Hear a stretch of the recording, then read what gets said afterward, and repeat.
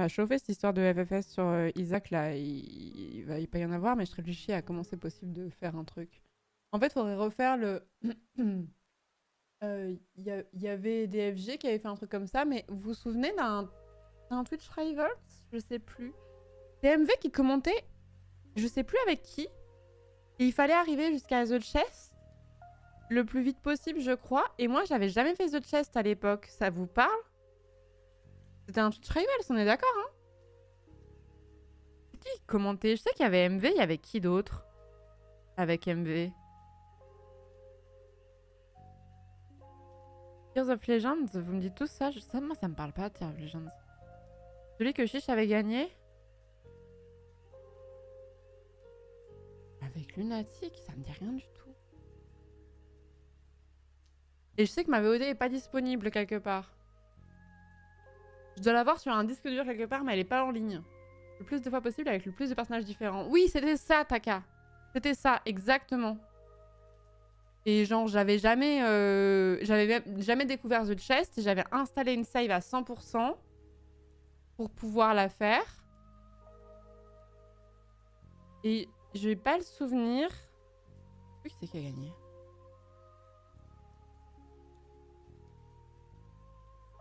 Mais ouais, c'était vraiment... je jouais à Isaac depuis vraiment pas longtemps, quoi. 9 persos, j'ai chiche, j'ai tenté, j'ai fait 6 dans ces temps-là. Ok. Ok, bon, Chiche avait gagné, effectivement. Après, ça aurait été étonnant que Chiche participe pas à un Twitch Rival sur Isaac. Mais il y avait Mintos. Je crois qu'il y avait Bagheera qui avait participé aussi. Ça vous parle? Je vous fais du niveau Mario Maker ou Céleste, sinon ça pourrait être cool, ça. Si, le FS PBG, ça me tente, en vrai. Si. En fait, je savais pas si j'allais être dispo. Parce que... Ouf, je peux bien vous raconter ça. Normalement, j'ai des potes qui partent au ski et je me suis dit, vas-y, j'aimerais bien y aller. Et en fait, je me suis trompée sur les dates et c'était pile la semaine du FFS PUBG. Donc je me disais, je vais pas pouvoir le faire, le FFS PUBG. Et en fait, bah, comme ça tombe pas la semaine où je vais...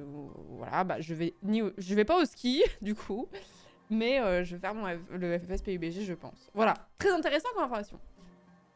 Non, vous confondez. En fait, il y a eu deux choses. Il y a eu le Twitch Rivals commenté par MV avec je sais plus qui sur Isaac. Et il y avait aussi eu les compétitions de DFG, mais qui n'étaient pas des FFS, qui étaient de sa propre initiative. Il n'y avait pas Pandrez dans les Rivals Isaac, je me souviens plus. Je me souviens plus, c'est trop vieux. Après, cela dit, si je vais sur Twitch Tracker, j'ai plein de subs à remercier. Il y a plein de gens que j'ai pas remerciés. Je suis désolée, quand on est en multi, c'est toujours plus compliqué de se mute. Surtout quand il y a un chat de proximité. Je veux pas forcément qu'on entende tout. Attendez, si je tape stream... Parce que les rivals, on n'est pas fait tant que ça.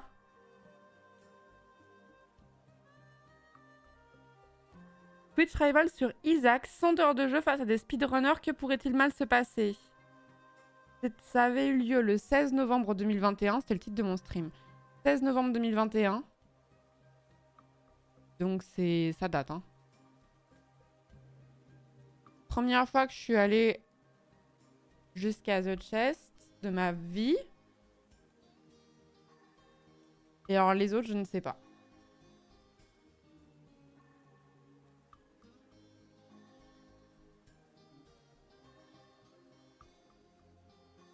J'avais un nombre abusé de subs. Qu'est-ce qui s'était passé à cette époque? Je vois des vieux clips. Je vois des vieux clips. C'était ça, du coup. Hein. Je sais pas ce qui se passe. Hein. J'ai coupé le son. Hein. 2500 subs, il s'était passé quoi?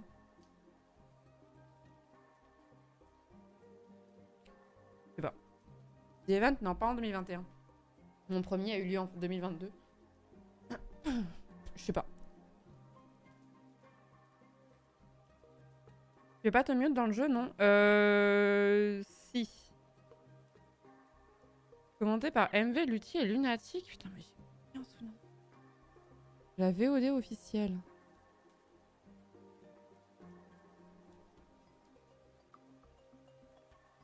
Ah, ils ont enfin un temps fort sur Twitch Rivals, quoi.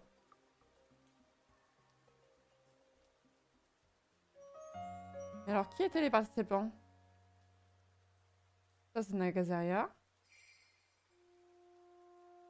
Il y avait DFG, Mintos, Pandrez, Justin, Bagheera. On était beaucoup, dis donc. moi-même. Nagazaria. Kaliyami. Bagheera encore. J'étais impressionnée en plus parce que j'étais vraiment en mode j'ai vraiment un niveau très en dessous des autres et eux ils vont très vite. Il y avait Léo également, Léo Zotron, Ganonimus. Beaucoup de gens à Sweet Revels. Mintos. Je sais pas qui est cette personne. The Holo Movement.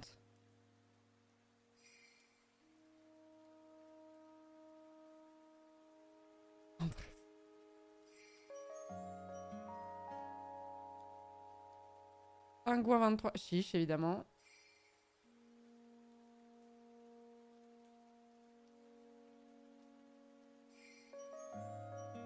Tigan. Oh, plein de noms que je connais pas, hein. Je suis désolée, mais...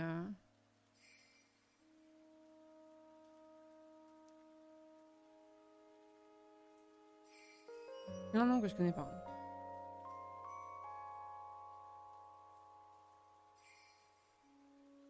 Tu as fait The Event 2021 et 2022. Il n'y a pas eu en 2023. On n'ai fait que 2. Donc oui, vous avez raison. Oui, bah ça devait être post The Event, ouais, I guess. Beaucoup de noms de la commune Isaac, ceux que tu connais pas en vrai. Oui, puis c'est surtout, c'est pas des francophones, je crois. Genre, je suis pas sûre que Shigan et Holo Movement soient des francophones. Donc, je connais des noms de la scène Isaac, mais sortis de France, je sais pas. Ici, c'est que des FR. Ah ouais? Ah bah non, alors.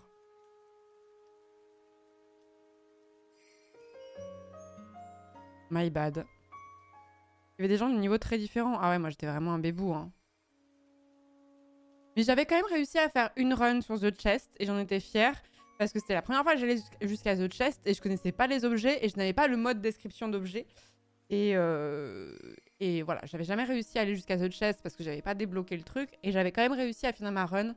Et je me souviens que c'est sur ce stream-là que j'ai découvert Mom's Knife, que le chat m'a conseillé de prendre Mom's Knife, qui est très dur pour un débutant qui n'a jamais pris en main l'objet. C'était une erreur que j'avais fait, ça, pour le coup. J'avais fait trop confiance au chat. Ça m'avait marqué, ça. Du coup, quand je vois Mom's Knife, je me souviens exactement de ce que c'est. Merci beaucoup, Codrasp, pour le 25e mois de sub. Merci beaucoup. Merci beaucoup. Merci, Quentin, également, pour le 3e mois. Narutox pour le 4e mois de Prime. Thorgrim pour le 14e mois. Necromancer pour le 2e mois. Le VH pour le 8e mois de Prime. Merci beaucoup. Merci, le Taripa pour le 2e mois de Prime. Lucator pour le 10e mois. Shizu-chan pour le 28e mois, Kumofly pour le 4e mois de sub, Ace-UFO pour le 3e mois de Prime, Tilas pour le 14e mois de Prime, Niziel pour les 5 sub-gifts, merci beaucoup. Merci Marquis pour les 11 mois de Prime, Shadowten pour le Prime, bienvenue dans la communauté, c'était il y a 3 heures mais let's go. Merci M. Seratus pour le 13e mois, merci beaucoup. Merci encore Merton pour les 10 sub-gifts.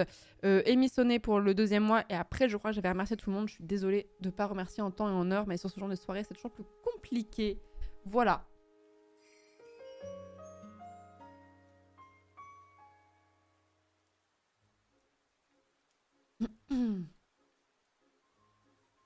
C'est juste contre un speedrunner la finale, du coup, je crois. Bah, je ne sais plus. Je ne sais plus. Mais bref, ça date, hein. Ça date vraiment de fou, hein. Novembre 2021. Novembre 2021, ouais, il s'est passé 2 ans, un peu plus de 2 ans, donc ça date. Bref, demain, on se retrouve. J'aimerais bien faire The Exit, là, le petit jeu qui se fait en une trentaine de minutes ou 1 heure, où il faut trouver la sortie de métro ou je sais pas quoi. Le problème, c'est qu'il faut que les modérateurs acceptent de modérer. Parce que c'est un jeu qui est hautement backseatable. Donc je ne sais pas. Faut que je vois si les modos sont ok. Et on fera peut-être du Isaac on fera peut-être du Power Wash Simulator après. Et voilà, sachant que mercredi et jeudi, on fera du Fall Guys le soir. Parce qu'il y a le FFS jeudi et je voudrais faire une session de training le mercredi. Voilà.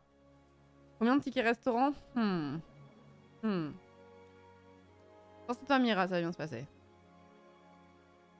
Oui, sinon, mais Emote Only, c'est passage, hein. Emote only et let's go. Hein. Après, ce soir, toute la soirée sur Lycan, on n'a pas été en emote only. J'ai pas vu de messages supprimés. Enfin, j'en ai vu quelques-uns, mais qui étaient des conseils par rapport au jeu. Mais j'ai vu personne qui a spoilé qui étaient les loups-garous. Genre, pas une fois. Donc, mais globalement, le chat est très sage ici.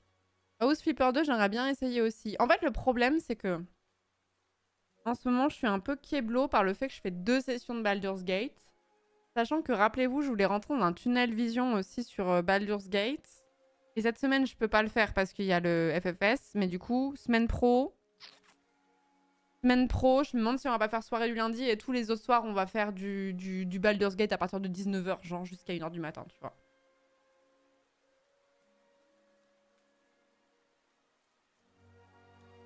Mais eux, c'est un emote only, non? Non, non, pas sur Lycan. Pas sur Lycan. Sur K-Culture, oui. Et vous auriez pu ne pas mettre l'emote only d'ailleurs, parce que sur K-Culture, des fois, ça arrive qu'on mette pas l'emote only. Et en fait, je regarde pas le chat. Et si jamais je regarde et que je vois qu'il y a... Enfin, en fait, je regarde que quand j'ai mis la réponse que je pensais avoir. Et ça m'est arrivé plein de fois de voir dans le chat la bonne réponse. Je vais pas corriger. Je suis pas une tricheuse. J'ai des défauts, mais je suis pas une tricheuse. Je trouve que ça n'a aucun intérêt. Dark Souls 3, c'est définitivement abandonné. Oula, ça fait longtemps que j'ai pas streamé par Dark Souls 3. Non, un jour, je pense que je voudrais prendre ma revanche, mais pas tout de suite. Dark Souls 3, la dernière fois que j'ai streamé Dark Souls 3, c'était il y a un an. 10 avril 2023. Oh, j'ai streamé ce jeu quasiment 60 heures, quoi.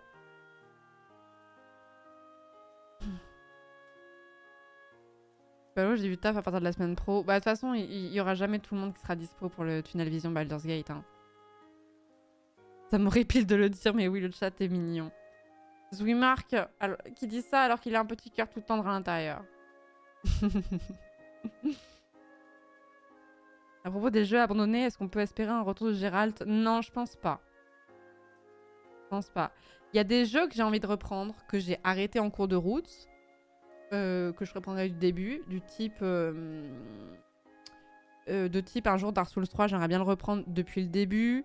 Il y a aussi Return of the Obra Dinn que je voudrais reprendre depuis le début. Il y a aussi Phoenix Wright que j'ai abandonné, que je voudrais reprendre depuis le début. Mais The Witcher 3, c'est un trop gros morceau.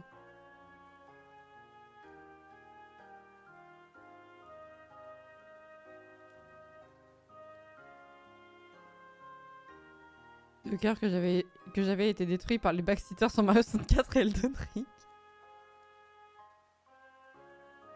Tu as testé Baldur's Gate en multi? Si oui, ça donne quoi?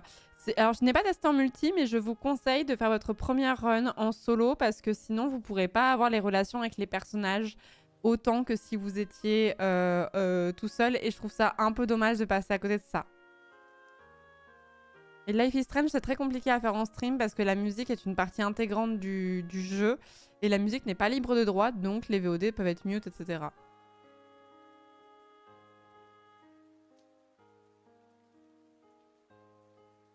Éventuellement, première run à 2, mais pas plus. Oui, après, je pense que c'est toujours mieux de faire le jeu en multi que pas du tout, hein. Mais bon. On peut romance dans une partie full multi Baldur's Gate 3. Ouais, mais est-ce qu'on peut développer autant les personnages qu'on voudrait? Tu peux pas le faire avec un coach qui te backseat au moins jusqu'au veilleur, histoire que tu n'arrives avec un build de petits oignons, genre pas une épée courte pour un style de jeu poke, il te faudrait une claymore. Vous me faites peur. Non, non, mais en fait, c'est juste que c'est pas ma prio pour le moment. Le problème, c'est que le planning de stream est trop occupé par Baldur's Gate 3. Et le problème, c'est que ça fait trop longtemps que c'est le cas. Le truc, c'est que j'adore le jeu. C'est sûrement... Il y a énormément de jeux que j'ai adoré streamer. Mais honnêtement, Baldur's Gate 3 est sûrement l'un des jeux que j'ai préféré streamer. Donc, il y a une part de moi qui a pas envie que ça s'arrête. Parce que j'aime trop le jeu, j'aime trop le découvrir. Je passe des trop bons moments. Le chat est trop drôle sur le jeu. Il y a vraiment... Je suis très attachée au personnage du jeu. Enfin bref, je vais en plein la bouche de ce jeu. Mais il y a une part de moi qui me dit va falloir aussi streamer d'autres choses, quoi. Même si je fais d'autres choses, en vrai. Mais là, on a commencé Baldur's en août, quoi. Et on est en janvier. C'est pas fini.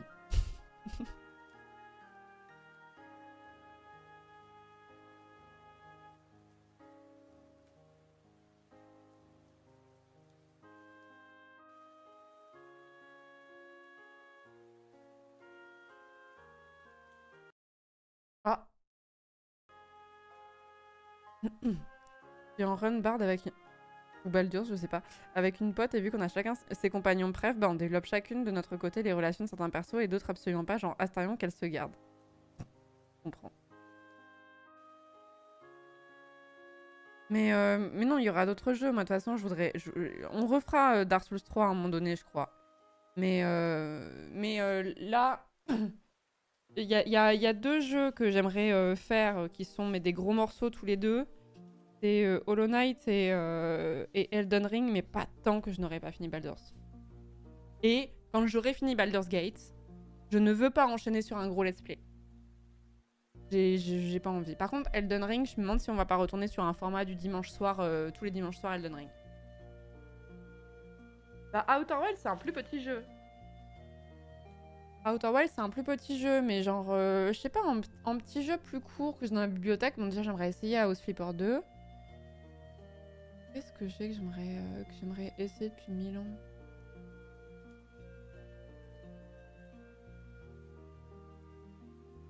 J'allais dire Dead Cell, mais c'est pas un petit jeu, ça, Dead Cell, non? Oh, j'ai pas fini Death's Door, je l'avais oublié.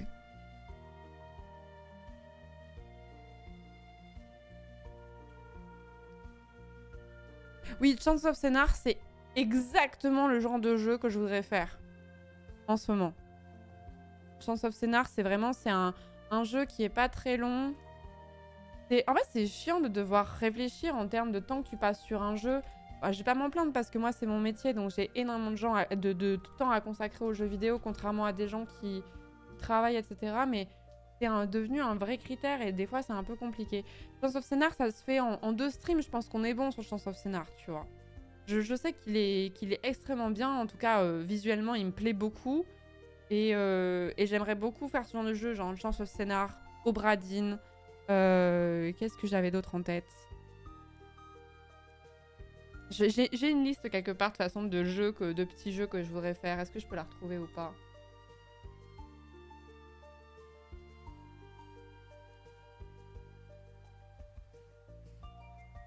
Ghost Runner aussi que j'avais vu à Speedon.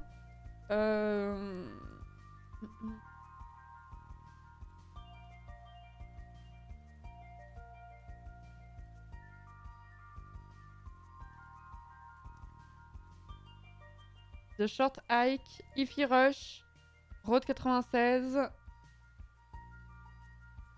Kena. Kena, il me semble que c'est... Quand je dis petit jeu, je crois que c'est une trentaine d'heures, Kena. Peut-être même pas. Non, c'est une 20aine d'heures. Kena Bridge of Spirits.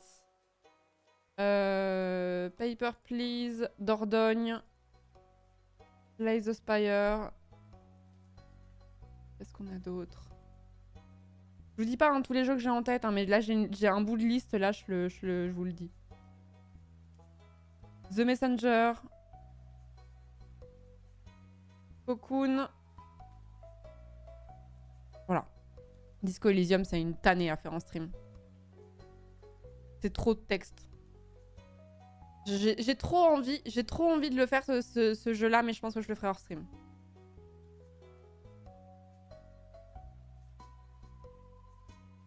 C'est un jeu qui est excellent.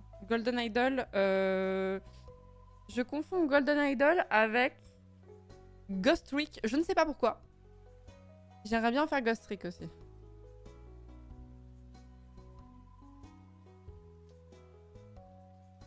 Le jeu de rythme Zelda. Alors ça, j'ai pas. Ify Rush, tu vas aimer, c'est un jeu de rythme. Oh putain.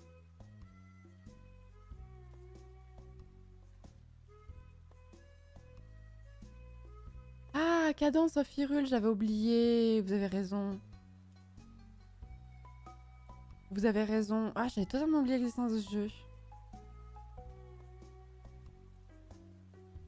Mais voilà, je pense qu'après Baldur's, on va rentrer dans une boucle de plus petits jeux comme ça. Et on relancera des gros gameplays parce que j'adore ça et tout, c'est trop cool. Mais c'est vrai que ça peut prendre beaucoup de temps, quoi. Ça peut prendre beaucoup de... Puis il y a aussi le speedrun sur Zelda aussi, que j'aimerais... Sur Zelda, sur... J'ai jamais fait speedrun sur Zelda. Le speedrun sur Céleste que j'aimerais reprendre aussi. Et il y a Outer Wilds aussi, que je considère comme un petit jeu aussi. De toute façon, par rapport à Baldur's Gate 3, tout est un petit jeu. Hein. Donc C'est plié, hein. Ça a l'air sympa, Ghost Trick. Ouais, je voulais le faire quand il était sorti. Et là aussi, il y a dans le genre aussi de jeu que j'aimerais tenter qui va sortir là. Il y a le prochain Prince of Persia qui me hype pas mal, je vais pas vous mentir. Donc, on se sort plus. Il y a trop de jeux, il y a trop d'offres. Il y a trop d'offres. Si j'aimais un style particulier, ce serait nickel, mais... Je sais plus comment il s'appelle, celui qui va sortir, le Prince of Persia. La suite, The Lost Crown, je crois. T'avais déposé des runs sur speedrun.com de Céleste? Non. Je le ferai, je pense, quand je ferai Subunner, je pense. Est-ce qu'en tant que streamer, le Game Pass de Microsoft est un genre de must quand on fait du multigaming?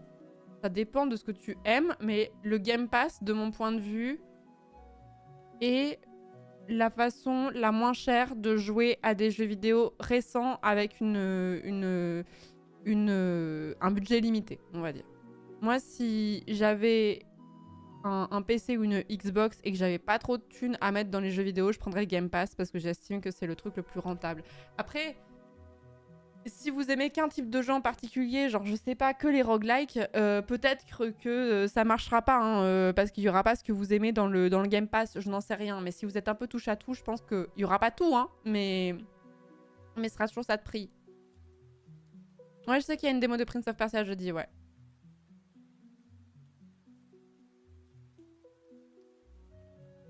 Doom Eternal, je sais pas. Hein.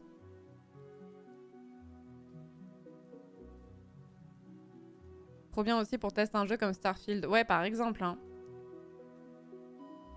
14 535 sur Steam en 2023. Ouais, rien que sur Steam. Plus tout ce qui sort sur console. Tout ce qui sort sur console, c'est quand même quelque chose, quoi. Donc, le Game Pass, c'est très bien à partir du moment où tu joues à plus de 5 jeux par an. Ouais. Ouais. Avec une combine, j'ai eu 3 ans de Game Pass pour 90 € et avec le cloud, j'ai même plus besoin d'upgrade mon PC, donc méga économie. Bah ouais, tu m'étonnes. Non, mais en fait, ce que je me dis, c'est que il faut jouer un minimum aux jeux vidéo quand même, mais Game Pass, rien qu'un jeu comme si vous voulez essayer Starfield ou un truc comme ça, bah ça vaut le coup, quoi.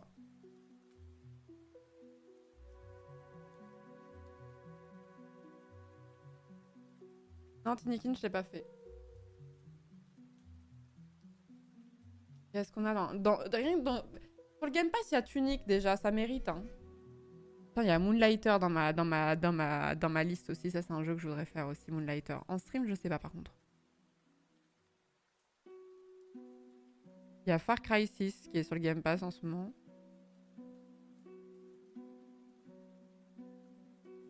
Du Tomb Raider. Un jeu que je connais pas.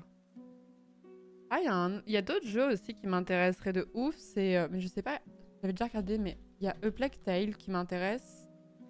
A Plague Tale, le premier se fait en une quinzaine d'heures et le deuxième en une trentaine d'heures. Ça va. Et il y a Hellblade, que j'ai très envie d'essayer aussi.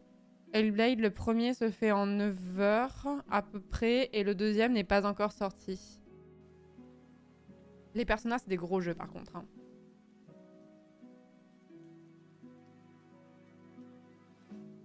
Beaucoup Badisk.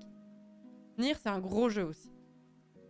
Alors après, peut-être que vous dites que c'est sur Game Pass, Nier, c'est peut-être dans ce sens-là que vous voulez le tourner. Nier est sur le Game Pass. De toute façon, moi, j'ai à peu près tout, mais après, c'est parce que c'est mon métier, donc c'est un peu différent. Déjà, bon, Nier n'est pas sur Game Pass. Le truc, c'est que moi, j'ai à la fois le Game Pass, on m'offre des clés de jeu sur Steam. Pas tout, hein. Il y a des jeux que je paye, mais on m'offre des jeux sur Steam ou sur la Switch, par exemple. Et je paye le Game Pass et le PS Plus. Enfin bref, l'abonnement, l'équivalent du Game Pass sur PlayStation.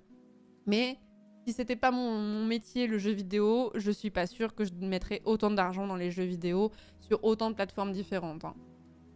Donc si vous avez un budget limité et que vous avez, à condition d'avoir soit un PC, soit une Xbox, moi je pense que la meilleure façon c'est de prendre le Game Pass. Et sinon, l'alternative qui est cool aussi, c'est les jeux gratuits sur Epic. Il y a quand même des pépites. Hein. Moi, et Céleste, je l'avais pas payé. Céleste, il avait été offert sur le Game Pass. Et sinon, l'autre technique aussi, c'est d'aller sur... après, ça, c'est plutôt orienté jeu indé. Humble Bundle, qui est un site... Ce sont des clés qui sont legit. Hein. Ce ne sont pas des clés volées, ce ne sont pas du marché gris un peu chelou. Sur Humble Bundle, alors je ne sais pas s'il y a des bundles en ce moment, mais... Humble comme humble et bundle comme... Voilà. Vous avez des packs qui soutiennent des causes notamment. Et en gros, ce sont... On va prendre n'importe quoi. Play Pink, je sais pas ce que c'est. Hop. Ça va être des éditeurs qui vont accepter d'offrir leur jeu et que les bénéfices sont reversés à telle ou telle association. Et du coup, assez souvent, vous avez des bundles de jeux où il y a 1 ou 2 jeux qui vont vous intéresser. Et il y a, vous voyez, il y a 27 livres. Ça, c'est des livres. Ah, ils font pas que des jeux vidéo. Ah ouais. Là, vous avez 35 jeux qui a une valeur un peu moins de 300 $ et tout cumulé. Et après, tout vous intéressera pas. Bon, là, par exemple, il y a pas mal de trucs de Game of Thrones, machin et tout. Là, je prends un truc au pif. Des fois, il y a des trucs plus intéressants que ça. Et vous êtes content, quoi. J'ai eu Plague Tale justement dans un bundle derrière moi. Ouais, vous pouvez vraiment avoir des bons jeux dans les bundles. Hein. Faut juste surveiller un petit peu, quoi.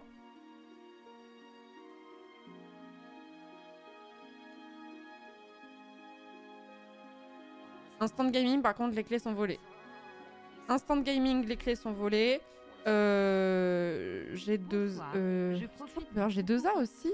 Non, pas j'ai 2A, c'est ok. La façon legit d'acheter des jeux, c'est les stores respectifs et Steam. Vous avez Humble Bundle. Vous avez GOG. Ça, c'est ok. Et Games Planet aussi. Par contre, tout ce qui va être Instant Gaming, G2A, etc. C'est des...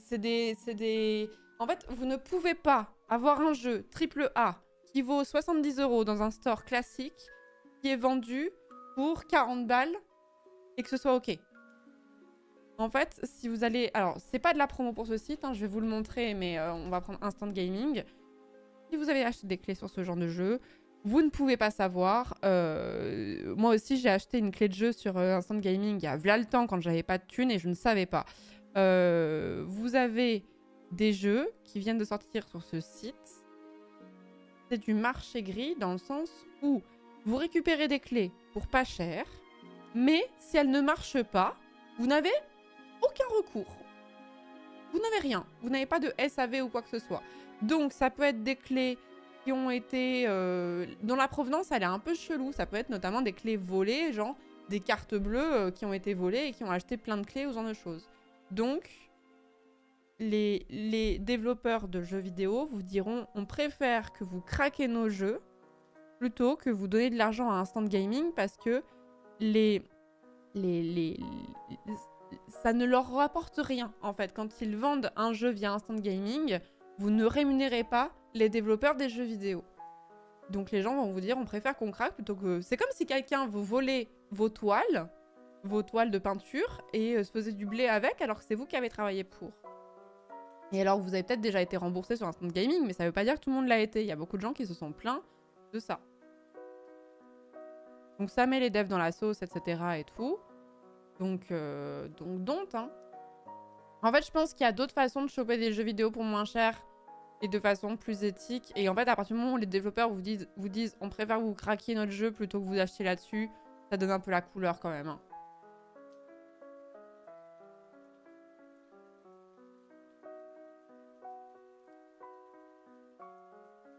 Games Planet, par contre, est ok. Faut pas confondre, Games Planet est ok. Et Games Planet, vous pouvez avoir des promos qui sont assez intéressantes, mais qui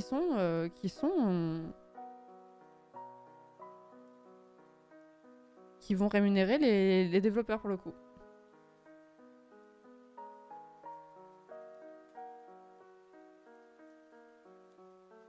T'as les soldes de Steam aussi. En vrai, il y a pas mal de façons maintenant de jouer pour beaucoup moins cher qu'à une certaine époque, à condition de ne pas vouloir faire les jeux quand ils viennent pile poil de sortir. Il faut juste... Si t'as pas de thune, de toute façon, t'as pas le choix. Faut soit que t'aies le temps, soit que t'aies de la thune. Tu peux pas avoir les deux en même temps en général en plus. Donc, c'est assez courant quand même de voir des jeux qui viennent de sortir et 1 mois, 2 mois plus tard, ils sont déjà en solde.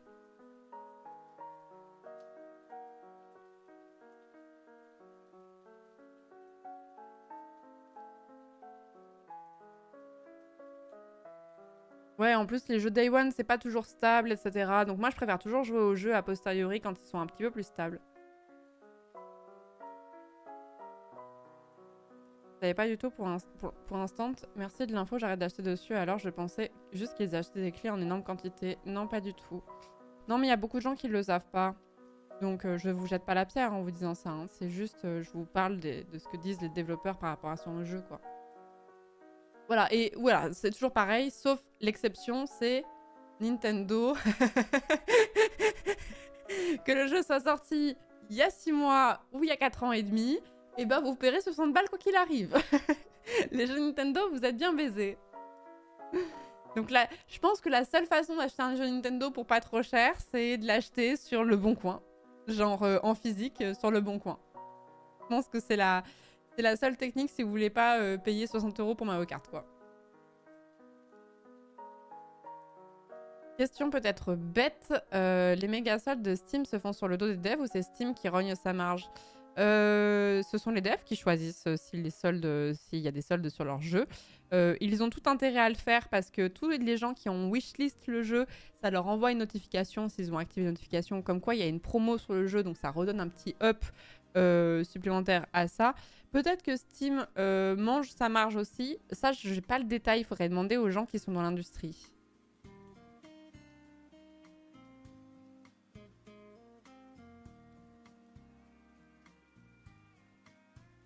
J'ai lu ton message de l'Obsonic. Oui, mais tu l'as eu en physique à Cultura. Ils ont vendu à perte. Bayonetta 3 et Xenoblade 3 à 15 €. Ils ont vendu à perte, là. Les grandes surfaces ont des prix très très agressifs en matière de jeux vidéo. Parce qu'ils savent qu'en gros, ils vendent pas à perte parce qu'ils n'ont pas le droit de le vendre. Mais ils vont faire des prix d'appel. Parce qu'ils savent que si vous allez à Leclerc, il y a peu de chances que vous achetiez que Animal Crossing, Mario Kart, tout ce genre de choses. Parce que tant que vous êtes là, bah vous allez faire vos courses, quoi. Au passage. Même si vous achetez que 3 bricoles en plus, tu vois.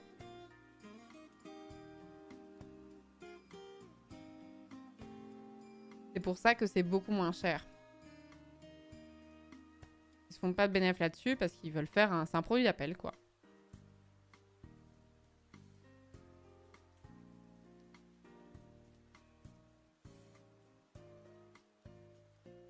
Sauf quand on a 14 ans. Oui, mais si vous avez 14 ans, c'est peut-être vos parents qui vont acheter le jeu pour vous au passage. Et en même temps, ils vont faire les courses. Et après, bon, peut-être que c'est vous qui le payez et que vous remboursez vos parents. Mais n'empêche que vos parents, ils ont dépensé de l'argent dans le Leclerc, quoi. Vous voyez l'idée? Oui, itch.io aussi, ça c'est ok. Ça c'est ok, la provenance.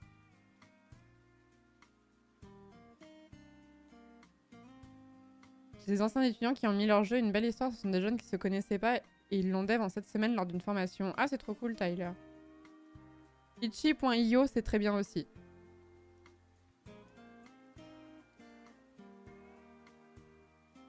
Mais après, ça, c'est c'est quand même très indie, quoi. Vous aurez pas de triple A là-dessus, si je dis pas de conneries. Hein.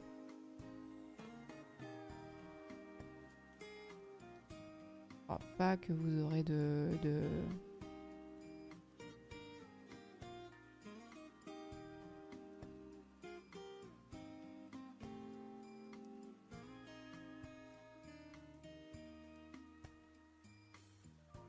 Il y a un dossier qui date un peu, mais le propos est toujours d'actualité dans le Canard PC sur les revendeurs de clés shady. Ouais, en vrai, moi, je le savais pas et j'avais trouvé ça vachement intéressant pour le coup.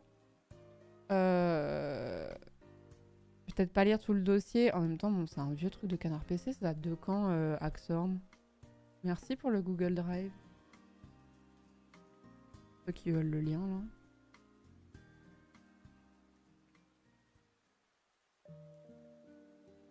Ah, c'était Agbu qui l'avait écrit. De quand ça date, ça? Dans la jungle des revendeurs de clés, filière polonaise, paradis fiscaux et vente à la sauvette, ce qui se cache derrière les jeux vidéo à prix discount. Officiellement, GTA 5 sur PC, je le lirai vraiment entier, hein, vaut quasiment 60 €. Un prix élevé mais qui peut se justifier vu les moyens engagés et le contenu proposé par cet impressionnant blockbuster. Cependant, vous trouverez ce même produit à moins de 38 € dans certaines échoppes en ligne. Pourquoi un tel écart? Y a-t-il un risque à commencer avec ces hard discounters du jeu vidéo? Armés d'une carte bleue et d'une feuille Excel, nous sommes partis explorer ce marché plein de surprises. Et voilà. Les revendeurs de clés ne prennent pas énormément de risques. Patati patata. Pas de charge, pas de TVA, donc c'est l'une des raisons pour lesquelles c'est moins cher. Si ça parle de GTA 5 et de Far Cry 4, je pense que le dossier il date un petit peu. Dark Souls 2.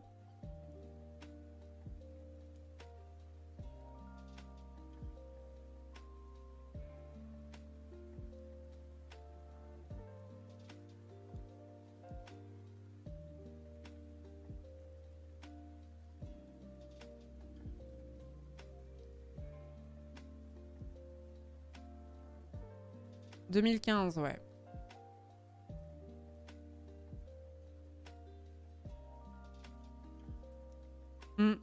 Voilà, exactement. J'avais acheté il y a un mois Baldur's Gate 3 sur un site chelou, mais pour 15 balles. Pour le coup, je me suis dit que c'était juste une bonne affaire, puis je me suis retrouvée avec un compte Steam argentin volé. J'ai bien culpabilisé après. Bah, après, F3, tu l'as pas fait de façon mal intentionnée. T'as pas volé un compte Steam de façon consciente en disant « Ah, j'ai bien le niqué ce mec argentin », tu vois. Par contre, je comprends la culpabilité, mais juste tu t'es fait avoir. Mais en fait, c'est toujours pareil. C'est que s'il y a un truc où... Si je vous propose un iPhone pour 150 balles, c'est le dernier. Il est tout neuf. Il marche très bien. Pour 150 €, vous allez vous dire « Il y a un problème. C'est une arnaque. » Bah, c'est pareil pour le jeu vidéo. C'est exactement pareil. En fait, c'est pas grave de pas savoir. C'est mieux de se renseigner, mais quand c'est fait, c'est fait. Voilà, je vais pas vous shamer. Moi aussi, j'ai acheté une clé sur Instant Gaming dans le passé quand j'avais pas d'argent, tu vois.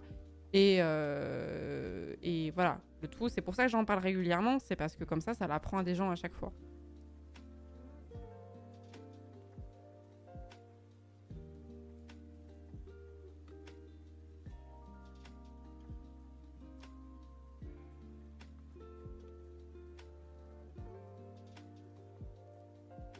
Ouais, vous pouvez faire des économies, ouais, c'est top, mais bon, de façon éthique, ça compte aussi, quoi.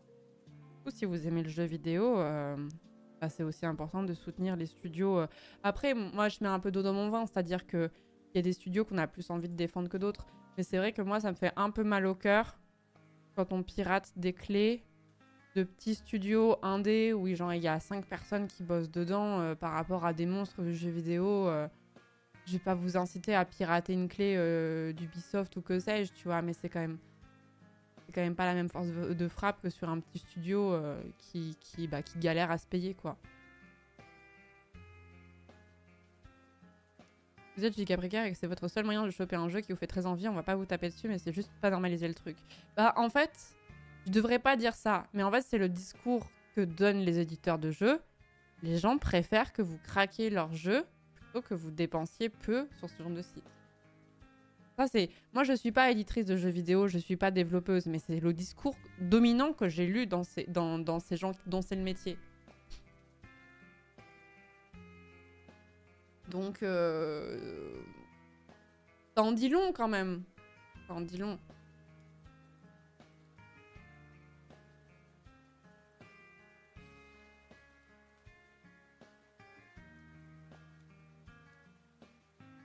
C'est souvent sur un site de comparaison d'achat de clés. Depuis quelques temps, il y a pas mal de ventes de comptes. C'est précisé sur le site de comparaison. J'avoue que ça m'a grave étonnée.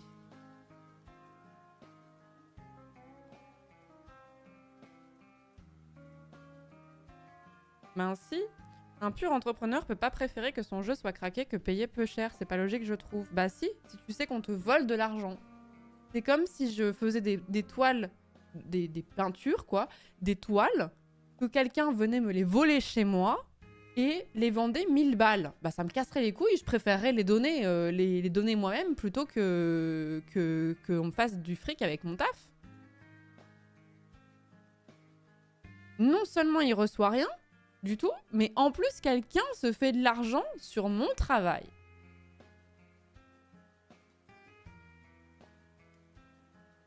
C'est pas pareil.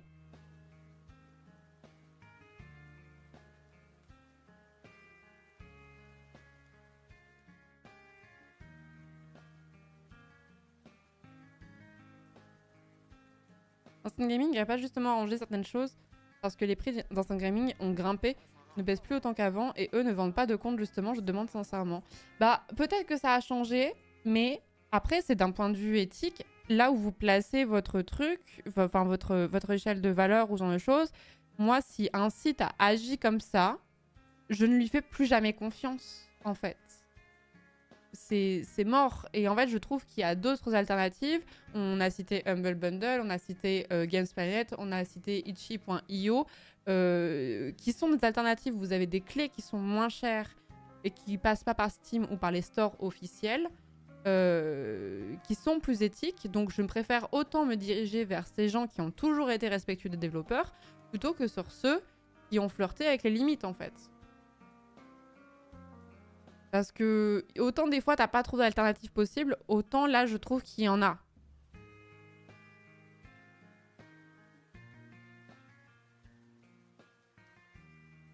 C'est aussi pour que les gens sachent que c'est pas bien ce discours, je pense, parce que Instant Gaming, tout le monde sait pas que c'est du vol, contrairement au crack. Oui, c'est pour ça que j'en parle régulièrement. C'est pour ça que j'en parle régulièrement. C'est parce que je sais qu'à chaque fois que j'en parle, je sais qu'à chaque fois il y a des gens qui vont l'apprendre.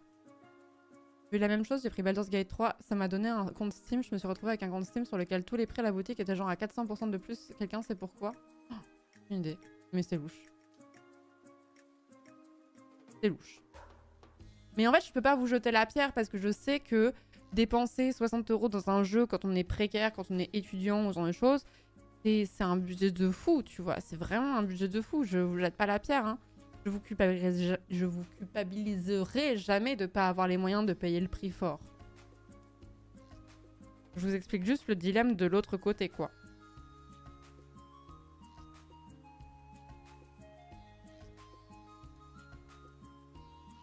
On parlait des virus, effectivement, oui, potentiellement, ouais. Il y a aussi plein de gens qui achètent des clés et en plus utilisent des VPN dans des stores internationaux où le pouvoir d'achat est bien moindre aussi. Oui, aussi. Pour Humble Bundle, ça marche différemment. Oui, parce que ce sont les développeurs de jeux vidéo qui choisissent de mettre leur jeu dans le bundle.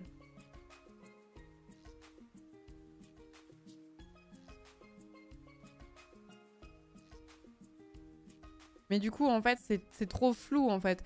C'est parce que, encore, utiliser un VPN pour acheter une clé moins chère et tout, c'est pas aussi mal que de voler un compte Steam, quand même. Faut remettre l'église au milieu du village, tu vois. Mais le fait que ça surfe un peu sur le truc, genre, ce serait comme un influenceur qui ferait la promotion de produits vraiment très hasardeux. Et au milieu, il y en a des bons, tu vois. Ouais, mais est-ce que tu vas faire confiance à ce discours-là quand le produit est effectivement bon parce qu'il t'a vendu 1000 fois de la merde avant, tu vois? Enfin, je sais pas.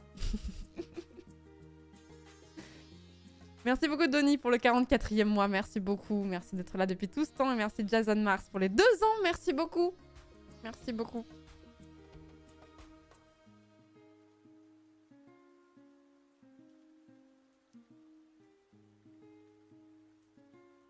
Voilà, c'est ça. Sur Games Planet, c'est marqué « Achetez vos jeux légalement ». Et ça explique la démarche. Sur Instant Gaming, ça noie le poisson. Exactement.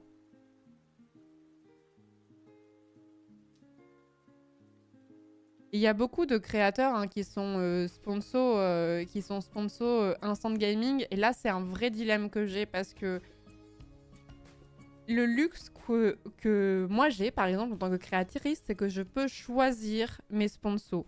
Parce que j'ai suffisamment de subs pour pouvoir faire vivre mon entreprise, la personne qui bosse pour moi et moi-même, sans être inquiète. Du coup, je ne suis pas tenue par les sponsors. Les plus petits créateurs qui sont vraiment plus précaires et qui ont du mal à finir le mois en fonction de leur nombre de subs ou leur nombre de sponsors, ils peuvent logiquement être moins regardants que un Zera, que un MV, que un Antoine, que un Mintos, que moi, tu vois. Du coup, je suis un peu perturbée entre d'un autre côté, ben ils sont un peu tenus.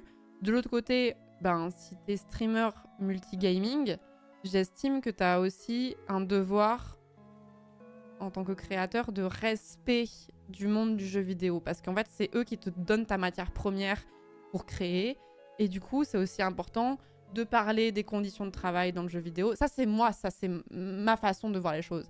Moi c'est important de parler du monde du jeu vidéo, de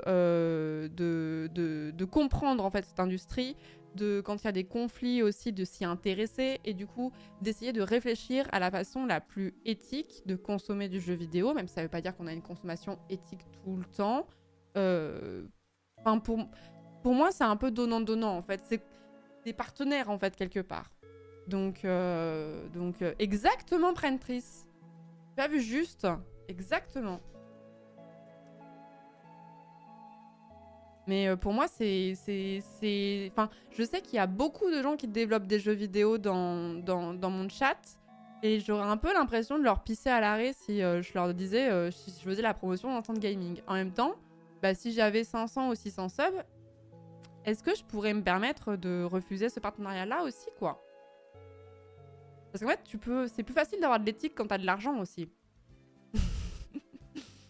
C'est plus facile de consommer des vêtements qui sont éthiques quand tu gagnes pas le SMIC, tu vois.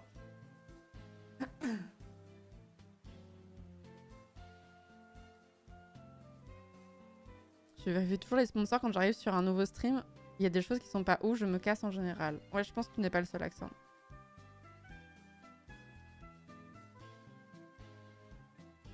C'est pareil, c'est une question d'éthique. Te faire un salaire en faisant de l'influence de produits / marques dégueulasses, c'est pas ouf pour tes viewers. Bah, c'est ma vision des choses en tout cas. C'est pour ça que je fais attention aux partenariats que je fais. Et que je refuse 8 propositions sur 10, je pense. Ça dépend des périodes, mais...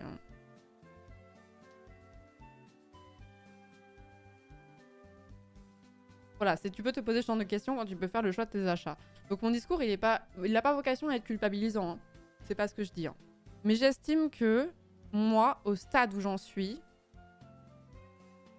de liberté financière par rapport à ça, j'ai un devoir de responsabilité par rapport à ça. Après, chacun voit sa limite et chacun voit midi à sa porte. Et il y a des gens qui s'en foutent un peu plus que d'autres et tout. Moi, j'essaie juste de créer le contenu et d'être la personne publiquement que j'aimerais suivre sur des réseaux sociaux. Même si je suis pas parfaite, hein, même si je fais des erreurs aussi, hein, mais...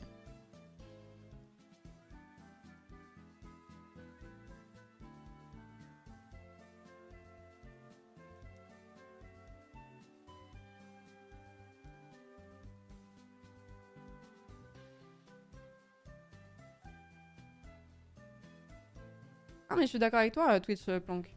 On parle d'éthique à propos du jeu vidéo, mais si on prend du recul dans le commerce en général, le jeu vidéo étant un produit qui s'achète, se vend, s'échange, on ne peut pas jeter la pierre à quelqu'un de vouloir économiser en étant dans la légalité.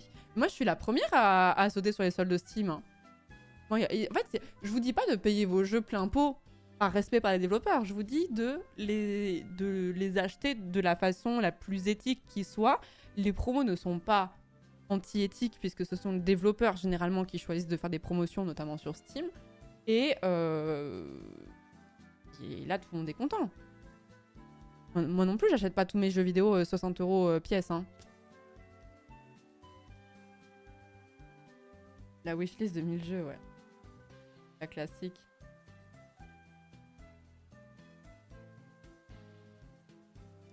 Gentil Abdul.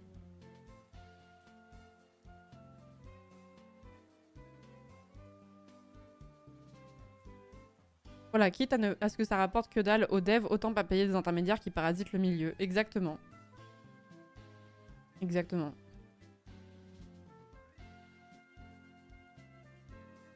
Le plus éthique, ce serait d'acheter en direct sans les 30% de Steam, mais bon.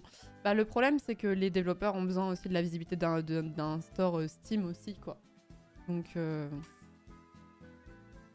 c'est très centralisé, hein, on peut le reprocher, mais... T'as besoin de ça, quoi.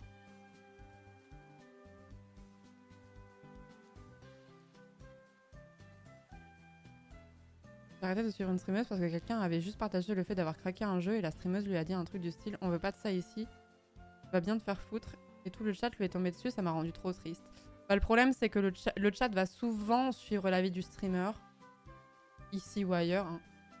Et moi, je comprends qu'il y a des gens qui craquent des jeux. Je veux pas...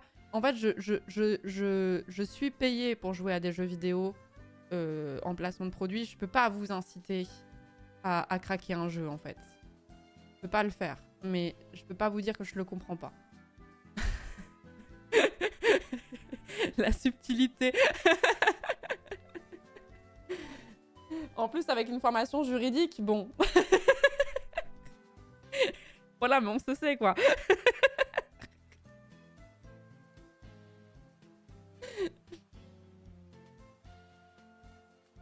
Bon, allez.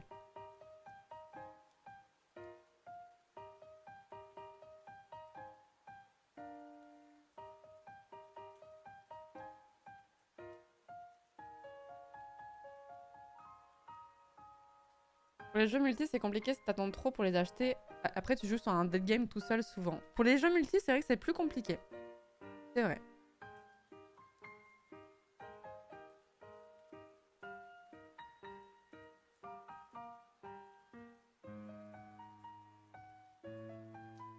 Ouais, mais ça, c'est un peu différent, Willy. Juste, radin, mon alcool et mes cigarettes, je vais les acheter au Luxembourg, mes matériaux en France. C'est pas pareil. C'est pas pareil. Je vapote, hein, je vais pas vous jeter la pierre, hein, mais honnêtement, j'ai assez peu de peine envers les... envers les industriels du monde de l'alcool et des cigarettes par rapport à ça, là où le jeu vidéo, bah, c'est des créatifs, tu vois. C'est pas comparable. Pas comparable. Notch, le créateur du jeu Minecraft, avait dit sur son Twitter « Pirate mon jeu si tu ne peux pas l'acheter ». Alors après, c'est facile dans la position de Notch de dire ça aussi parce qu'il est, il est multimillionnaire, quoi. C'est plus facile de dire ça quand on s'appelle Notch que quand on est une petite équipe indé où on est 3 qui bossent 60 heures par semaine pour développer un jeu vidéo où on sait même pas si on va faire des ventes derrière, quoi. Milliardaire, ouais, je pense, mais j'étais pas sûre à 100%. Donc je préférais dire multimillionnaire, où j'avais moins de doutes. D'ailleurs, s'il y a un truc qui va être assez intéressant en termes de piratage, je pense, Netflix avait mis un gros frein au piratage depuis quelques années. L'âge d'or de Mega et de toutes ces plateformes-là que vous avez bien connues pour ceux qui sont de ma génération, avait quand même pris un coup dans l'aile avec ce genre de choses. Mais là, avec le développement des services de streaming à l'appel, genre moi, le jour, je me suis rendu compte du nombre de plateformes que je payais. Et bon, j'ai envie de dire, j'ai les moyens de pouvoir le faire, donc je vais pas me casser la tête. Mais si j'étais encore étudiante, vas-y. Hein. Oh, vas-y, qu'est-ce que ça me saoulerait. Je pense qu'on va retrouver... Je pense qu'il va y avoir une vague énorme de piratage. Des jeux, des séries et des films, notamment.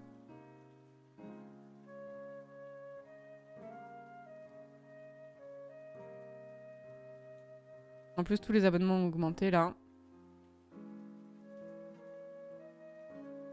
Ils ont rien stoppé Netflix, il y a toujours autant de piratage. Ah, moi, je suis persuadée qu'il y en a moins. Je dis pas que ça a disparu, hein. Il y en a moins.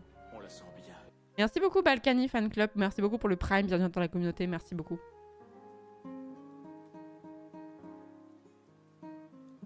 C'est sûr que Disney+, Netflix, Amazon Prime et compagnie, ça revient à cher.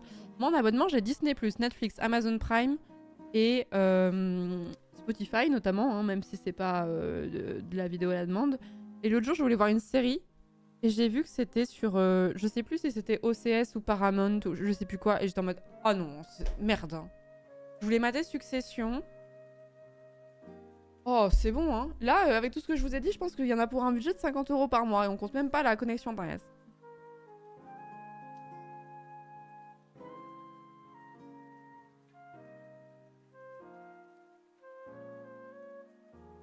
Netflix 6 € en 7 mois, tranquille, pour moins de contenu de qualité. Ouais, en plus, il y a moins de choses qu'avant.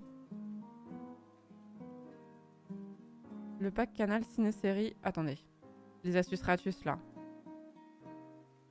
Je vois pas le message. Qui c'est qui l'a écrit? Oui, Marc. Attendez, je remonte. Le pack Canal Ciné-Série permet d'avoir pas mal de plateformes pour un prix réduit et un prix moins cher pour les moins de 26 ans. Ok. FF. La mondialisation est un package, on ne peut pas en souffrir tous les jours et jouer les vertueux quand il s'agit d'en avoir un quelconque avantage. On se procure des clés légales sur des sites tiers. Il y en a qui sont pas légales, justement. On disait. Moins de 26 ans, plus personne sur ce chat. En gros, voilà, en substance, ouais.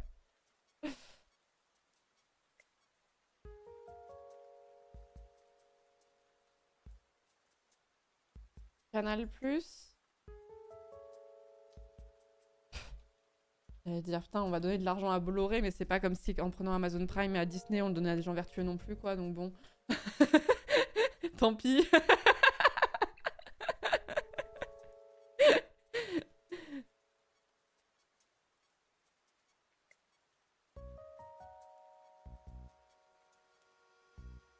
Je me suis fait une réflexion équivalente ce matin avec mes abonnements de Twitch, j'en ai 9, ça a fini par me faire un petit budget et Twitch me met bien en avant de Turbo en ce moment, du coup j'hésite.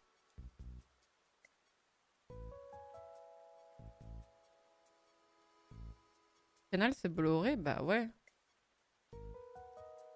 Bah ouais. Entre autres.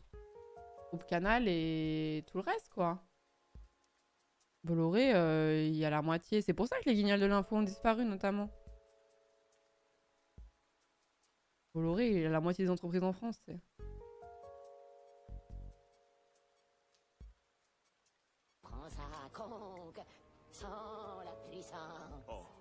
Merci beaucoup Plasma Fortige pour le Prime. Bienvenue à toi dans la communauté. Merci Frigo Flamboyant également pour le 9e mois. Merci beaucoup.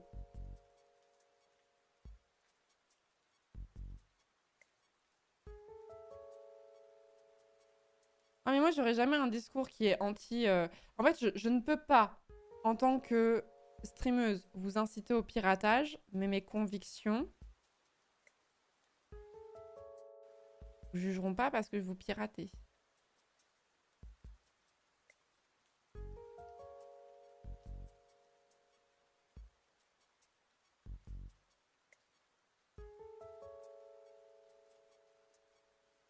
Prime en Belgique c'est 25 € l'année, ça reste raisonnable. Ah ouais?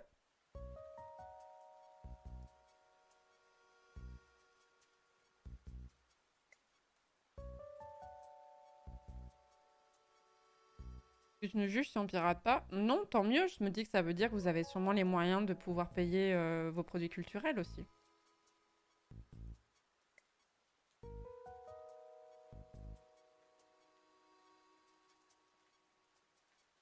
Je suis pas assez intelligent pour pirater. À une époque, c'était plus simple, si je peux me permettre. De mon temps, c'était pas si compliqué.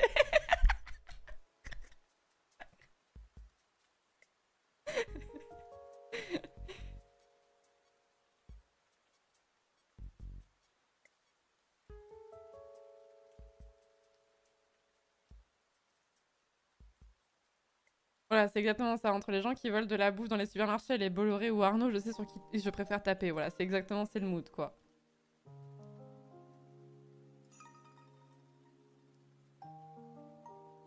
J'ai adopté une philosophie à mi-chemin. Je pirate, mais j'achète en physique quand le film me touche ou est bon.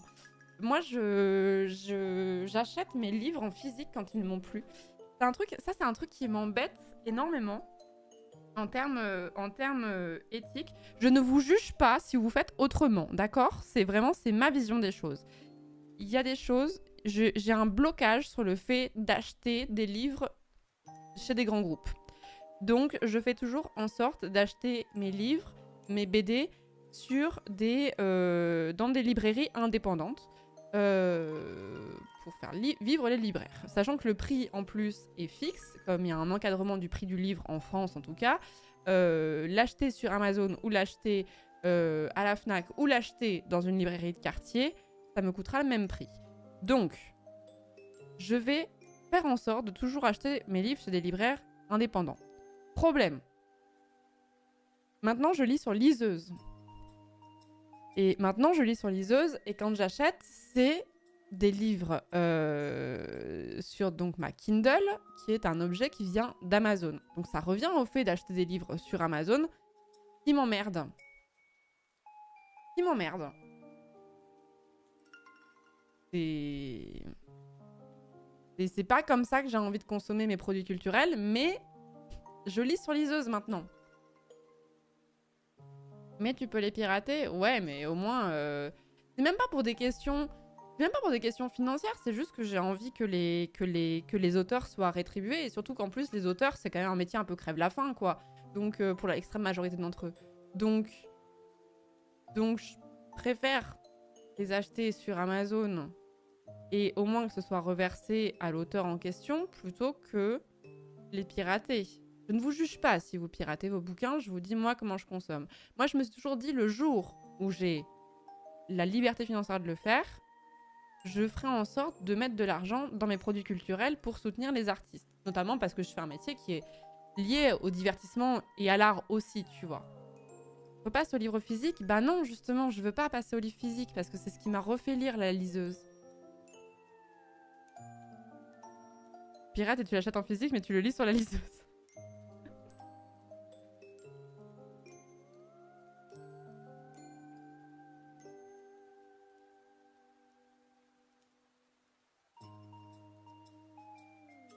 Et en plus, de toute façon, les livres dématérialisés, de toute façon, ça rapporte moins à l'auteur que les livres physiques, si je dis pas de conneries.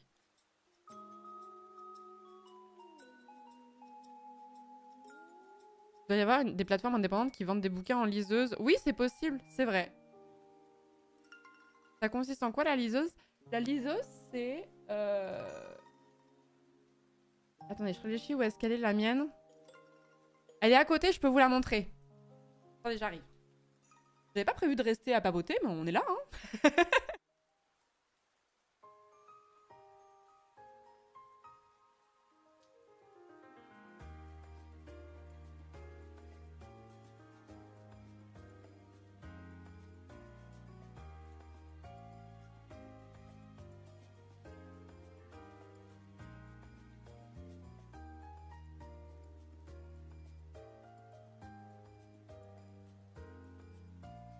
La liseuse est un petit objet où vous pouvez lire de façon dématérialisée des livres. Donc ça fait cette taille-là.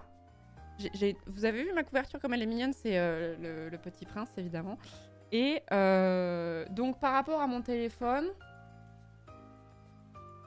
j'ai une taille standard de téléphone. C'est un iPhone classique. Voilà, il est pas max ou quoi.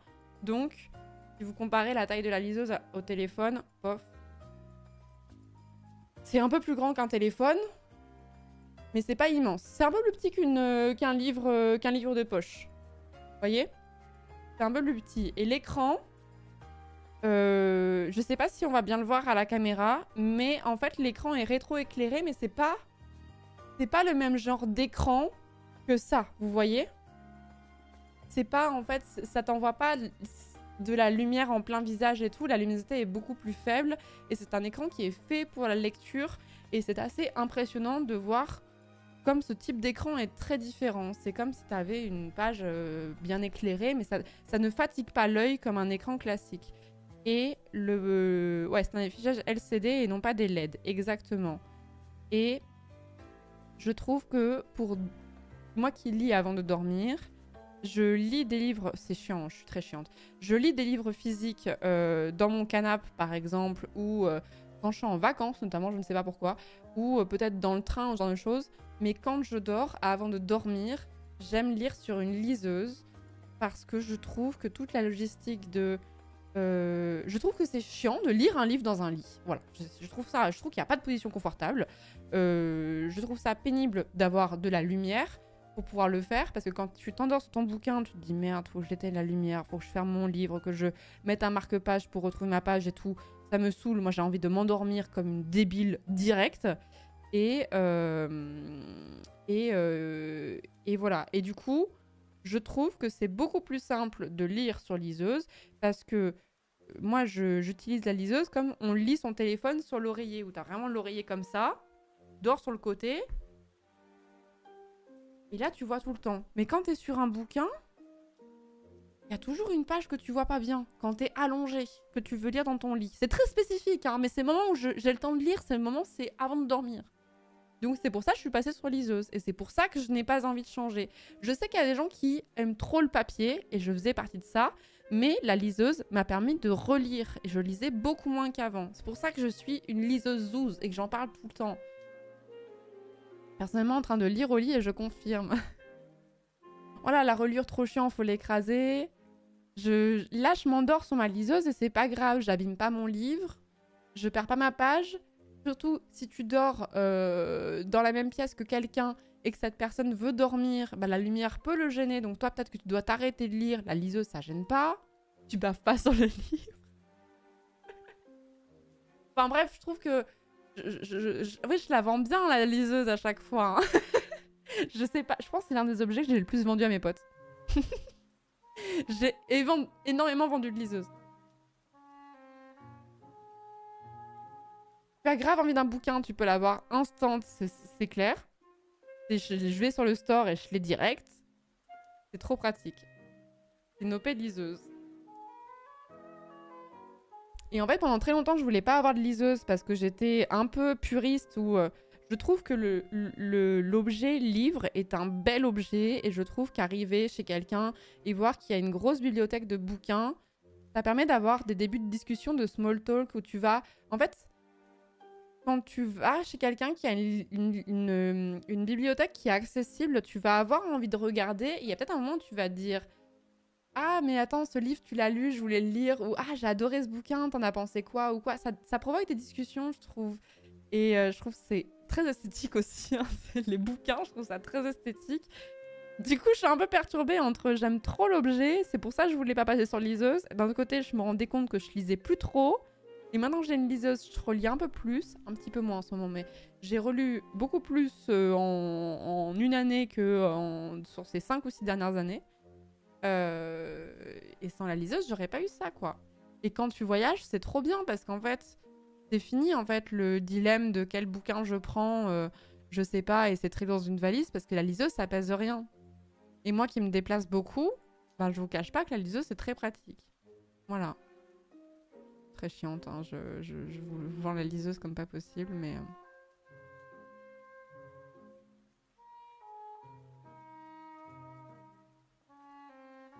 Ça m'intéresse grave, notamment parce que je fais beaucoup de trains, mais acheter sur Amazon, ça me bloque, j'avoue. Tu as d'autres liseuses? Moi, j'ai pris la Kindle de Amazon parce que j'avais pas envie de chercher 1000 ans et de comparer toutes les liseuses. Mais t'en as une, la Kobo de la Fnac, et tu as d'autres liseuses qui existent qui ne sont ni Fnac ni Amazon. Hein. Donc, la liseuse n'est pas un objet propre à Amazon. Je suis très contente de celle-ci, mais je veux pas vous vendre celle-ci, quoi. Et tu lis quoi, du coup? En ce moment, je lis... En ce moment, j'ai oublié le nom du bouquin. J'en suis au tout début. Attendez, je regarde. Je l'ai acheté un soir en mode putain, j'ai envie de lire mais je sais pas trop quoi, et je l'ai un peu pris pas sur un coup de tête, mais attendez, je suis pas sur la bonne page.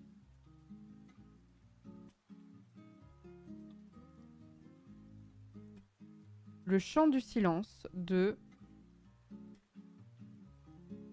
Ça charge. Ah, c'est pas aussi réactif qu'un téléphone, hein, par contre. Hein. Le chant du silence de Jérôme Loubry. Vous le connaissez? Guerre épée? Ouais, j'aimerais bien le lire en vrai.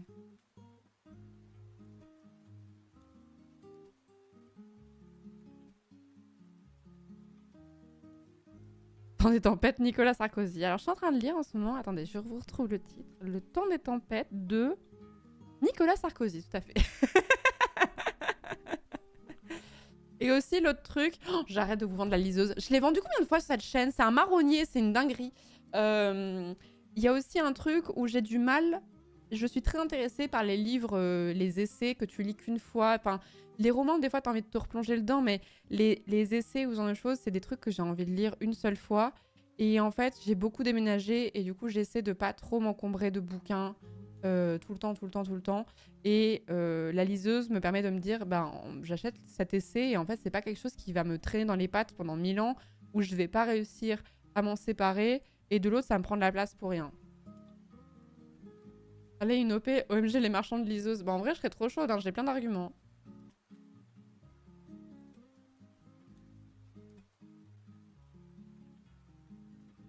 Éloge de la médiocrité de Guillaume Meurice, bien sympa. Il y a un livre que je veux lire en ce moment qui est typiquement un livre que je n'achèterais pas en physique, mais que j'ai bien envie de lire sur liseuse. C'est le livre de Panayotis Pasco qui s'appelle... Merde. Il a hyper bien marché son bouquin en plus. La prochaine fois que tu mordras la poussière, qui parle de sa dépression. Vraiment. Et ça, c'est typiquement un livre que je n'aurais pas envie d'acheter en physique, no offense Panayotis, mais parce que je me dis, ben merde, c'est peut-être pas un livre que je vais relire tous les 4 matins, quoi.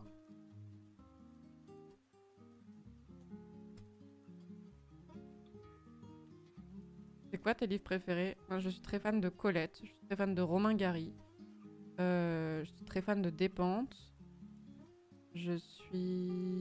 J'aime beaucoup Joël Dicker aussi. J'aime bien Zola.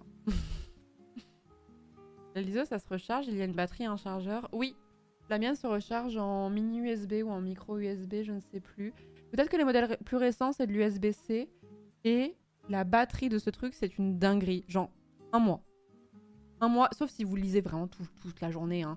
Mais là, genre, en ce moment, je l'utilise moins. Je vais pas vous mentir qu'en ce moment, quand je me mets dans mon lit, j'ai pas besoin de lire, je m'endors. Mais ouais, ça peut être 15 jours, un mois, hein. Zola banger quand on aime le roman descriptif. Mais il fait de la description, Zola, mais c'est pas non plus... Enfin, je sais pas. Par rapport à du Proust, c'est tellement plus agréable à lire.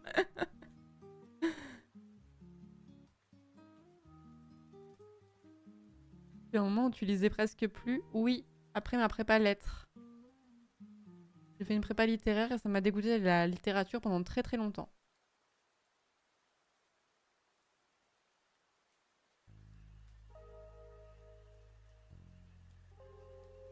Et comment tu as fait pour reprendre?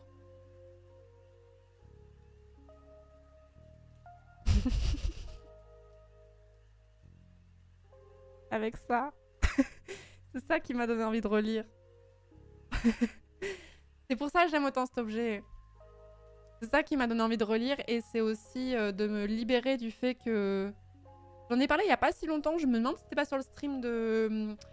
C'était sur le stream où je fais la map de Noël de Power Wash Simulator. J'ai reparlé de ça. Et je parlais du fait que comme j'ai fait une prépa littéraire où il fallait lire beaucoup de littérature dite classique, donc Zola, Proust, Flaubert, etc. et compagnie, je me disais que si je devais lire, je ne devais lire que des grands classiques. Genre, voilà, fallait que je lise du Chateaubriand, fallait que je lise du Camus, fallait que je lise ce genre de choses. Et que la littérature qui me faisait envie, la fantasy, la science-fiction, ou même de la littérature plus récente, ou du polar, etc., je n'y avais plus droit. Je sais que c'était bête, mais je n'arrivais pas à sortir de ce raisonnement-là. Je le pensais pas pour les autres, mais je le pensais pour moi. Et il y a un moment où je me suis remise à lire des bouquins qui me donnaient envie, même si c'était pas considéré comme de la grande littérature, et je me suis dit, ok, on s'en fout, l'important c'est de lire. Voilà. C'est du self-gatekeeping, exactement, Fluffelux. C'était un peu ça.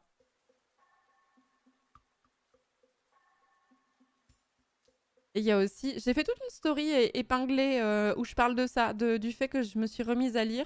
Sur Instagram, il y a toute une story épinglée qui s'appelle livre ou littérature ou je sais plus. Enfin bref, vous la retrouvez assez facilement. Et où je parle de ça et je donne les livres que j'ai... Des livres qui me semblent accessibles quand on a perdu l'habitude de lire et qui sont agréables. Et voilà. Et je trouve que la BD aussi est une très bonne façon de se remettre à lire également. Mais c'est par période. En fait, maintenant, j'ai arrêté de me culpabiliser. Maintenant, il y a des périodes où je lis beaucoup. Je lis beaucoup quand je suis en vacances. Et je lis moins dans cette période. Et quand je suis très fatiguée, je n'arrive pas à lire. Parce que dès que je suis dans un moment de calme, j'ai tendance à m'endormir. Et c'est pas grave. Ouais, j'ai dit BD, mais ça peut être manga aussi, hein. Donc je reprends petit à petit. Il y a des moments où je lis plus, il y a des moments où je lis moins, et c'est pas grave.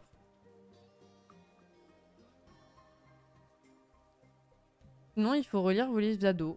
Le nombre de gens qui ont recommencé à lire, à relire Harry Potter, Eragon, l'épée de vérité, le clan, la guerre des clans, les trucs qu'on lisait quand on était ado, et ils ont repris goût à la lecture comme ça. Je lis beaucoup avant de dormir, j'ai l'impression d'avoir absolument aucun monde de livres avec les études et la vie étudiante. Ça dépend. Il y a des fois où je vais lire pendant 1 heure, il y a des fois où je vais lire pendant littéralement 5 minutes, tellement je suis crevée. En ce moment, je vais être honnête avec vous, hein, en ce moment, je le fais beaucoup moins.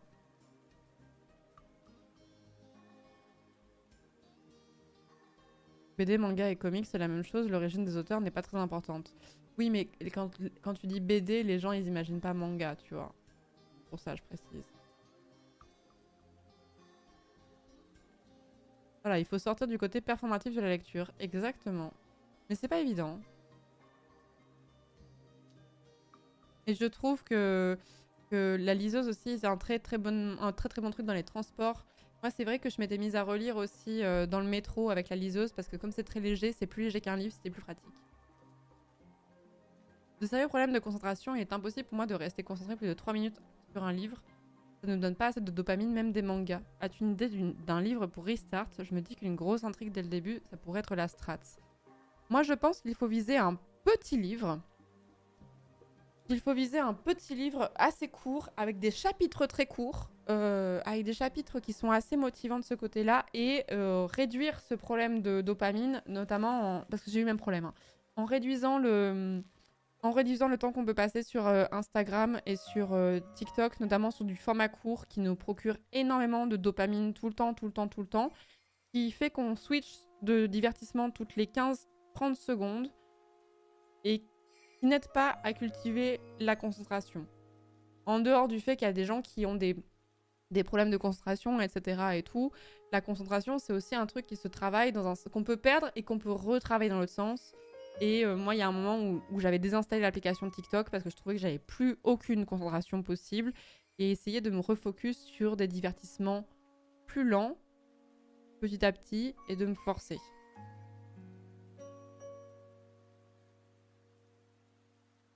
Mais en fait, si vous êtes dans une logique de vous n'arrivez plus à vous concentrer et d'un seul coup, vous voulez lire un bouquin en l'espace d'une semaine qui fait 300 pages, c'est pas atteignable comme objectif en fait. Ça demande trop de concentration d'un seul coup, surtout si vous avez perdu l'habitude de lire. Moi, je trouve que je trouve ça plus simple de lire un essai qu'un roman quand on n'a plus l'habitude. Et quand je dis un essai, ça peut être un truc simple. Le premier livre que j'ai relu sur la liseuse, alors c'est vraiment pas un sujet très très très fun, hein, mais c'était Le Consentement de Vanessa Springora. Et le consentement, donc c'est sur une sombre affaire. Enfin, on en a beaucoup parlé parce qu'il y a le film qui est sorti il y a pas longtemps en plus avec l'affaire Maznef là. Donc pour vous la faire courte, c'était un mec dégueulasse attiré par des très très jeunes filles et qui en parlait dans ses bouquins, qui était un écrivain reconnu par un espèce de milieu de merde, tu vois. Et bref, la personne qui écrit ce bouquin, donc c'est pas de la fiction, c'est une histoire qui lui est arrivée, elle raconte son témoignage et en fait c'était beaucoup plus facile à suivre parce qu'en fait il n'y a pas de... C'est un témoignage que tu lis qui était bien écrit, mais t'as pas besoin de te souvenir du nom des personnages ou de te concentrer sur des descriptions qui peuvent être un peu longues ou ce genre de choses, et du coup je trouve que c'est plus facile de lire ce genre de choses que de la fiction pure. Non, je suis pas allée voir le film, je voulais pas aller le voir de toute façon. J'ai lu le bouquin, ça me suffit.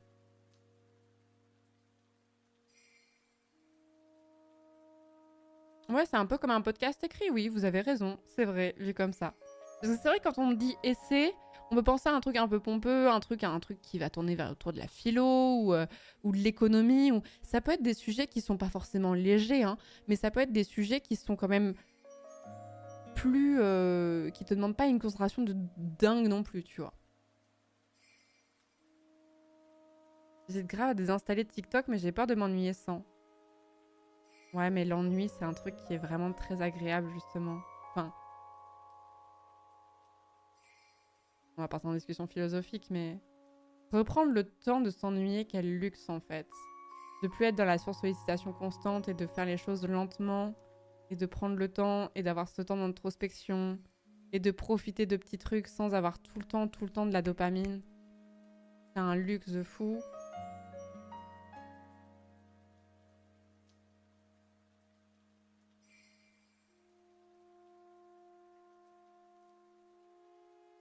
Oui, sinon les web novels aussi, écrites par des amateurs, ouais, ou les webtoons, ce genre de choses, ça peut aussi être une façon de se remettre à la lecture. Hein.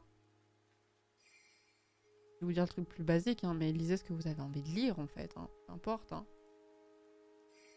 Et après aussi, j'ai envie de vous dire, est-ce que vous lisez vraiment plus du tout?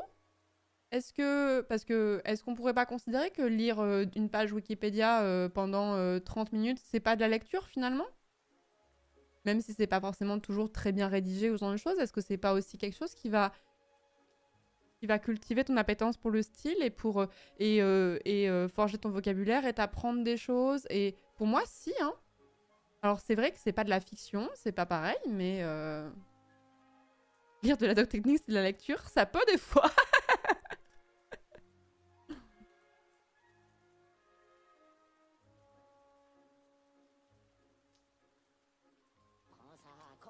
Ça fait 1 heure que je lis le chat. Ouais, voilà, c'est la lecture. Merci Evans pour le 6e mois, merci beaucoup, c'est gentil. Lire la MSQ de FF14, mais tu dis ça sur le ton de la vanne, je suis voilà, mais en vrai, il y a beaucoup de textes dans la MSQ de FF14. Bah, quelque part, ça demande de la concentration et ça demande quelque part un peu de... Un peu s'attacher, quoi. Merci beaucoup de Bidou, merci beaucoup pour le Prime, bienvenue dans la commune, merci beaucoup.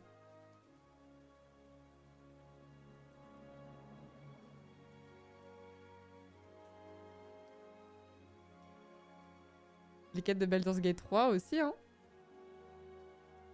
Non, mais en fait, je pense que vous dites que vous le lisez pas et qu'en réalité, peut-être que vous lisez plus que vous pensez. Mais juste, comme c'est pas sur un bouquin ou comme c'est pas de la fiction, vous imaginez que c'est pas à lire. Mais si vous prenez 30 minutes pour lire un article Wikipédia en ouvrant 1 million de liens hypertextes, que vous faites des jeux comme Disco Elysium, ou Final Fantasy XIV, ou des jeux comme Baldur's Gate, qui sont quand même assez bavards, avec pas mal de lore, avec pas mal de trucs écrits. Alors, je suis désolée, mais en fait, vous lisez quand même, malgré tout.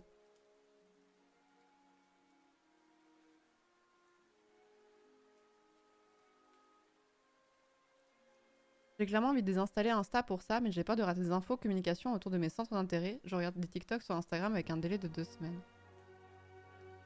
Oui, je fais la même chose que toi, Denis. Je suis plus Instagram que TikTok maintenant. Mais en fait, moi, je me suis rendu compte que quand je manquais des infos, c'était pas si grave, en fait. Et vous avez aussi le livre audio aussi. Mais pour les gens qui ont des problèmes de concentration, le livre audio, ça peut être plus compliqué encore que lire, je pense. Ça dépend des gens. Moi, je passe 3 ou 4 heures par semaine sur Webtoon, mais je dis que je lis pas parce que c'est pas la lecture sérieuse dans ma tête. Et pourtant, c'est lire. Et pourtant, c'est lire. Si t'es imprimé dans un manga, bah tu dirais que tu le lis, non?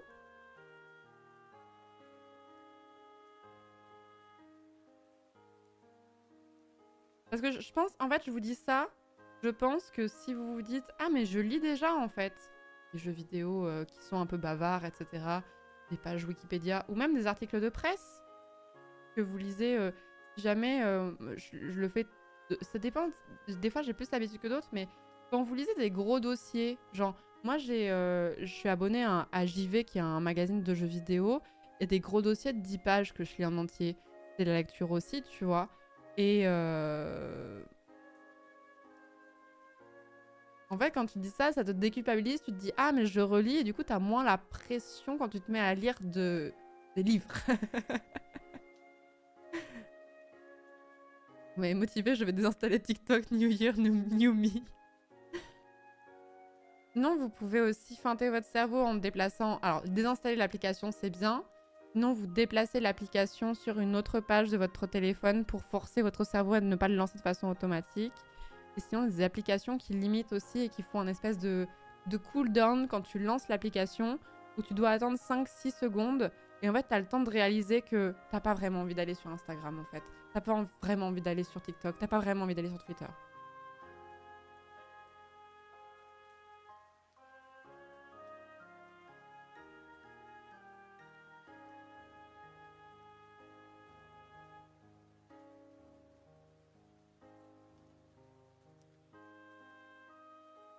l'appli désinstallée, on verra combien de temps ça dure. Au début, c'est un peu dur parce qu'en fait, enfin, j'ai un peu l'impression d'être une boumeuse en disant ça, mais lancer ces réseaux sociaux, c'est aussi un peu une fuite quelque part, tu vois, pour pas faire d'autres choses. Ou pour... Enfin, je dis pas ça de façon culpabilisante parce que je le fais moi-même, mais genre... Ça peut aussi pour occuper son esprit parce qu'on a des contrariétés et on n'a pas trop envie de se plonger dedans, on a envie de placer notre esprit ailleurs, tu vois. C'est plus ça quand je dis que c'est une stratégie de fuite. Et c'est un réflexe quand on s'ennuie, mais du coup, c'est du temps que vous consacrez peut-être pas à d'autres choses qui vous feraient plus de bien. Et quand je dis ça, c'est pas forcément de faire des choses qui sont très complexes ou plus travaillées ou que sais-je. Hein. Ça peut juste être des choses... Je pense que vous êtes plus fiers de vous quand vous avez maté un film que quand vous avez passé du temps sur TikTok ou Insta, tu vois.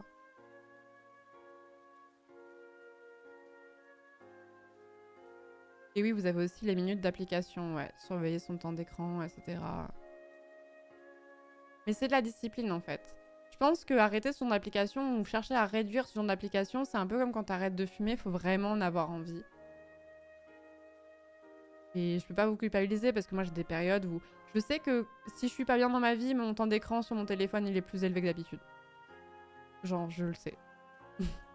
C'est vraiment, c'est scandaleux à quel point ça se vérifie à chaque fois.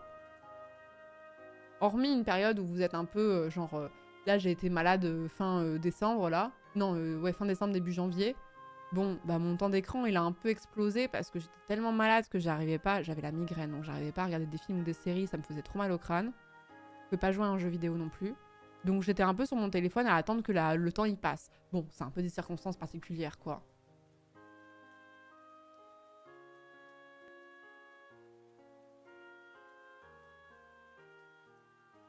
Je suis grave consciente que je passe 2 heures sur TikTok le matin pour éviter de me lever, etc. Surtout utilisé pour m'éviter de faire autre chose. Ouais.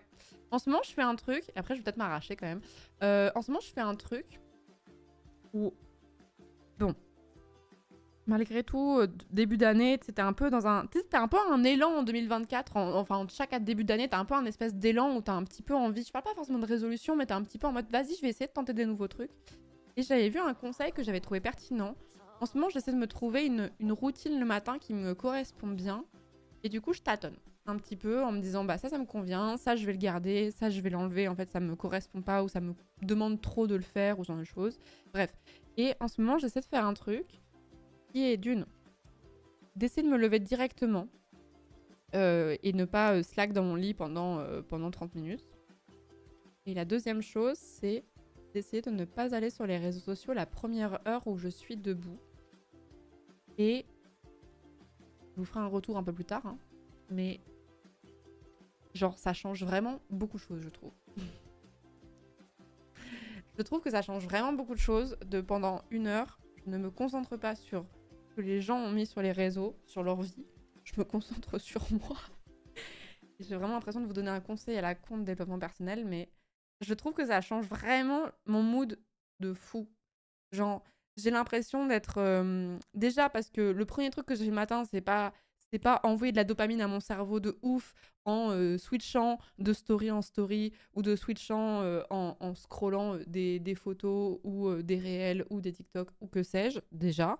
Et du coup, tout est plus lent et je reste un petit peu dans une bulle et je trouve ça tellement plus agréable en fait. Je trouve ça vraiment plus agréable. J'ai l'impression d'être dans un meilleur mood et d'être plus motivée en fait. Je sais pas trop comment l'expliquer. Je me sens plus motivée. Alors je l'ai pas fait tous les jours depuis que j'ai pris un petit peu cette résolution entre guillemets. Et le jour où je l'ai pas fait, j'ai vraiment senti la différence.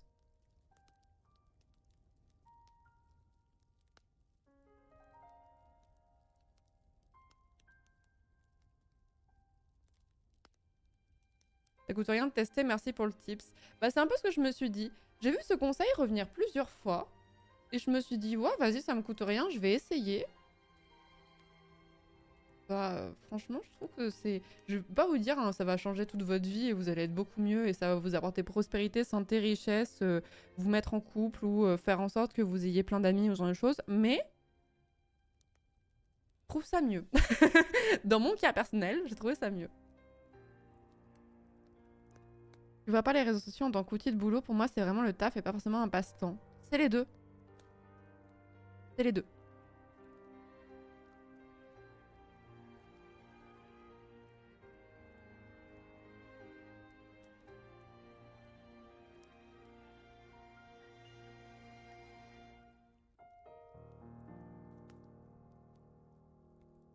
Je me rappelle de ce qu'une de mes profs d'histoire au collège m'avait dit. Elle avait expliqué que ne pas être confronté à des écrans pendant la première heure après le lever, ça permet au cerveau de se réveiller à fond et de pas être ramollo toute la journée après. Il y a sûrement de ça, mais c'est surtout que je me disais, en fait, je commence même pas ma journée, je viens à peine de sortir de mon sommeil, que je suis déjà en train de m'intéresser à la vie d'autres personnes. Est-ce que c'est vraiment ce que j'ai envie? Est-ce qu'en fait, j'ai pas envie de me focus juste sur moi et sur le fait que bah tout de suite mon chien il a besoin de sortir et sur le fait qu'il sortait hein, quand même, hein, je vous rassure, hein, mais et sur le fait de prendre le temps de vraiment passer un moment avec lui et pas à moitié la main sur la tête de mon chien, à moitié la main sur mon téléphone et en même temps un café que je savoure pas vraiment et voilà, je trouve ça plus agréable. J'apprécie ton conseil quand tu te lèves, mais tu as dit le matin, donc déjà je suis perdue. Après je dis ça, regardez l'heure, hein, je vais pas me lever demain matin très tôt. Hein. Quand tu dis tu regardes pas, tu ne checkes même pas les messages, j'essaie de ne pas lire mes notifications parce que mes notifications peuvent être à la fois du boulot et à la fois des amis qui m'envoient des messages ou genre de choses. Et si la première chose que je lis le matin au réveil, c'est ma to-do list de choses à faire professionnelles, je vais passer une journée où je suis anxieuse. Donc j'essaie dans la mesure du possible de ne pas lire du tout mon téléphone et de... Ça veut pas dire que je vais pas le regarder, mais je le regarde 1 heure plus tard. Je vous dis pas que j'arrive à chaque fois, je vous dis pas que c'est parfait pour le moment, mais j'essaie de me limiter là-dessus et en fait je me rends compte que ça ne me manque pas tant que ça. Et qu'en fait je me rends compte que c'est pas si difficile que ça. En fait le matin je prends mon café, je mange un truc, je me focus sur mon chien et genre je vais commencer à faire ma to-do list de la journée par exemple. Et, par exemple, je m'autorise à mettre une vidéo YouTube, par exemple. Mais en fait, ce que j'avais vu dans les conseils, c'était de choisir un espèce de divertissement plus lent. Un divertissement où tu es un peu plus passif, dans le sens où ça peut être un épisode de série, ça peut être une vidéo YouTube, suivant le temps que vous avez le matin. Une vidéo YouTube ou lire les infos si c'est ce qui vous plaît. Bon, moi, j'ai pas trop envie de lire ça direct au réveil. Lire les infos ou ce genre de choses. Un truc où t'es pas actif dès le matin, où tu vas pas switcher d'un divertissement à un autre toutes les 20 secondes. Je trouve que ça change beaucoup.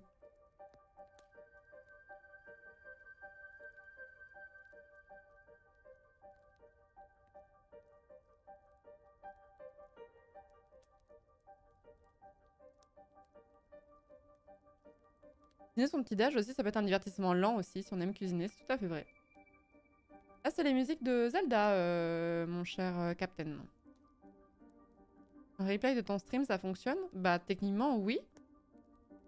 Il y a des moments de silence, il y a des moments où vous vous concentrez sur ce que je dis. Et, je change d'un sujet des fois de l'un à l'autre, hein, mais là, on est sur ce sujet depuis longtemps, par exemple. Donc, techniquement, pour moi, oui.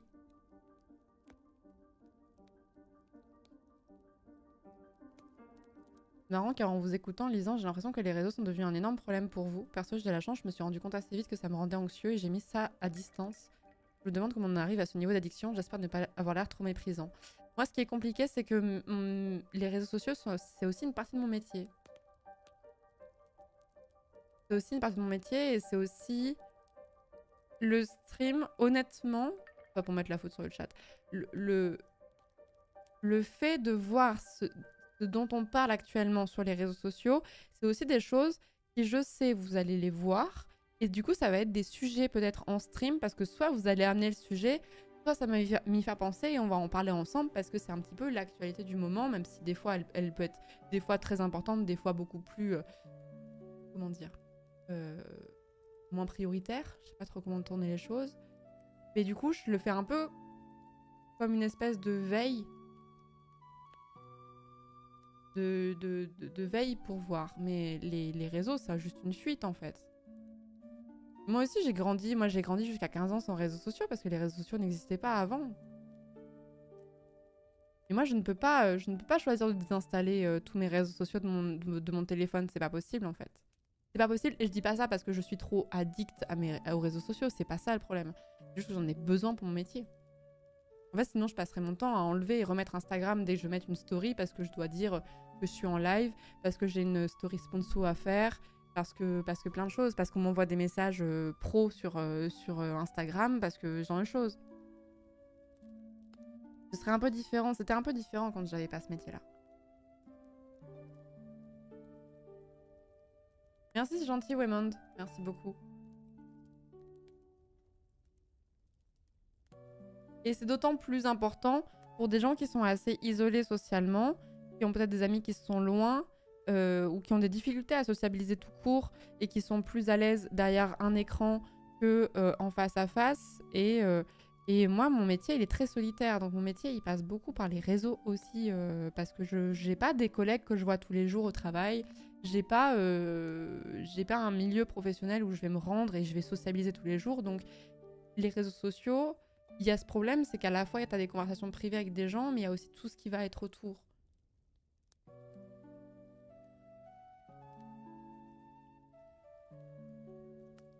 C'est gentil, Floki. Faut savoir, tu arrives à te réguler alors que tu as encore tout à portée de main. Bah, ce que je vous dis, c'est qu'il y a des moments où je suis meilleur élève que d'autres. Je pense que quand on est conscient du fait qu'il y a des moments où on est moins bon là-dessus et qu'on en est conscient et qu'on essaie de lutter contre ça, mais qu'on n'a pas à être constant tout le temps, ça enlève une espèce de pression et c'est plus facile ensuite.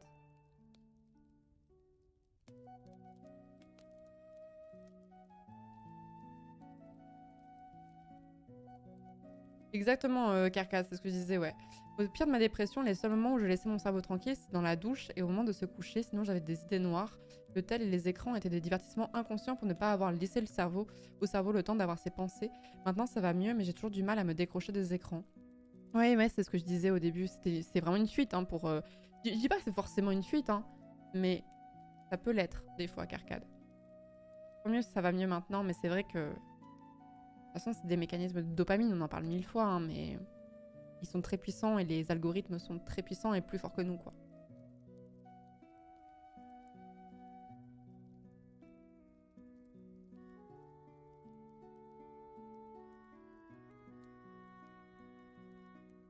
Prends l'exemple le plus flagrant, c'est clairement la période de confinement. Je pense qu'on a beaucoup répété un câble sans les réseaux sociaux, sans pouvoir parler à leurs potes sur Discord. Oui, bien sûr. Bien sûr.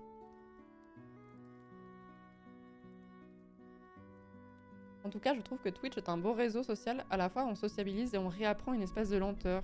Oui, c'est ce que j'aime bien dans le format stream. C'est qu'il y a ce moment où... c'est comme si tu avais une discussion avec quelqu'un que tu connais en vrai. Il y a des moments de silence, des moments où tu cherches tes mots. Il y a des moments où enfin, voilà, c'est pas du cut. Il y a un moment... C'est plus calme. Pour ça, j'aime bien aussi ce format.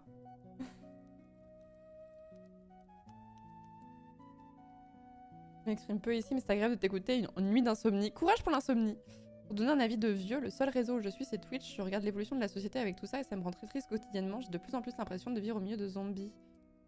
C'est compliqué d'en parler de plus en plus avec qui que ce soit, mais ça a vraiment beaucoup changé les relations sociales et je ne trouve pas en bien. Ben, après, je veux pas jeter tout non plus parce que il y a des gens qui ont réussi à sociabiliser par ce biais-là. Et il y a aussi beaucoup de sujets qui ont été rendus publics via les réseaux sociaux. Je pense à des problématiques sociétales, par exemple, où il y a beaucoup de combats politiques, de sensibilisation qui ont été faites via les réseaux sociaux. Je pense à des thématiques comme le féminisme, le racisme, etc. Des problématiques dont on parlait avant, mais qui ont gagné en visibilité grâce aux réseaux sociaux énormément aussi. Et j'estime que c'est vraiment, pour le coup, une très bonne chose. Il y a beaucoup de gens qui sont isolés socialement, qui ne peuvent pas faire autrement et que c'est leur seul moyen de sociabiliser. Et puis, il y a beaucoup de choses où je pense à la santé mentale aussi. Moi, j'ai vu beaucoup de gens parler de santé mentale sur les réseaux et ça m'a fait du bien. Ou aussi sur des complexes que j'avais et de voir d'autres personnes qui montraient telle ou telle chose.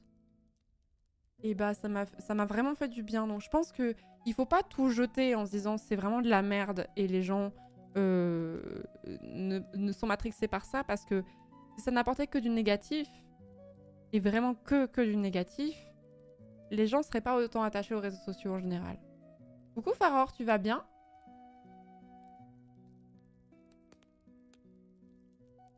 Moi je sais honnêtement que peut-être qu'il y a des complexes que j'avais pas avant des réseaux sociaux, avant les réseaux sociaux et que j'ai maintenant, mais je sais qu'il y a des complexes que j'avais avant dans le passé, et à force de voir des gens qui les montraient et qui disaient que c'était normal, je suis beaucoup moins, par exemple. Je suis beaucoup plus apaisée par d'autres côtés. C'est pas tout blanc ou tout noir. Je n'ai jamais créé autant de vraies amitiés que depuis que j'ai rejoint l'histoire d'une certaine streameuse ici présente.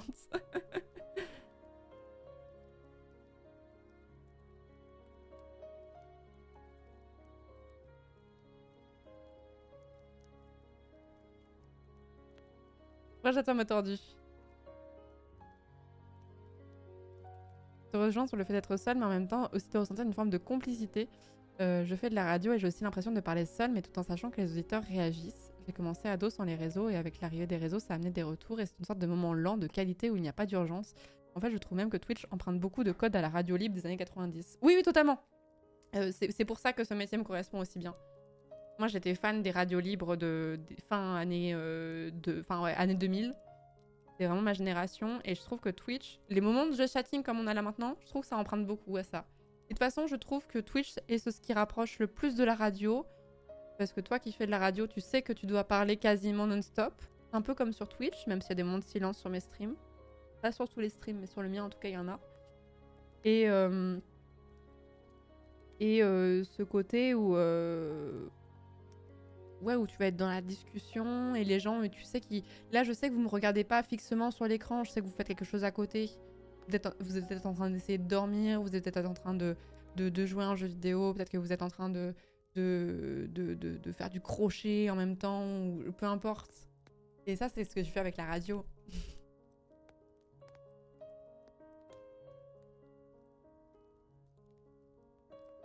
Je construis un petit village.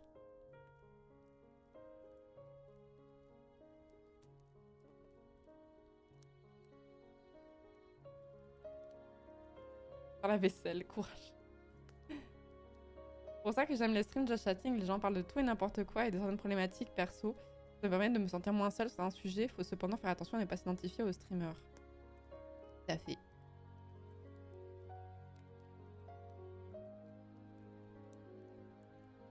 Je fais du terraforming sur Minecraft.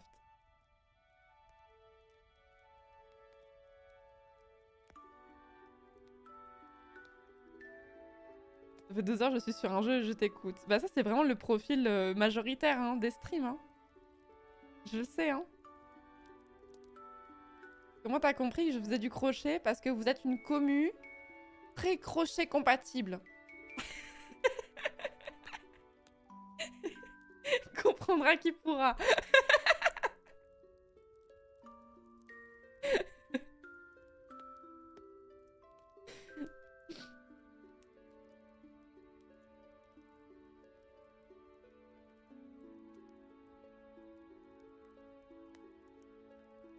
D'autres termes, vous êtes vieux. Je ne lis que le chat. C'est pas ce que je pense, hein. Ah, Zwimark et le quota jeune, tout à fait. Il s'est perdu il y a fort longtemps maintenant, cette communauté, en pensant rallier une communauté de jeunes. Et finalement, la vieillesse l'a rattrapé.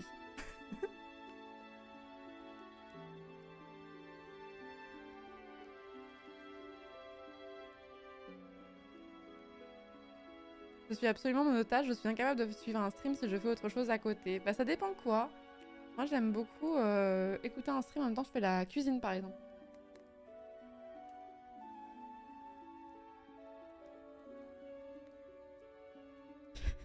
Je sors du silence juste pour souligner que cette communauté est drôle malgré son grand âge moyen.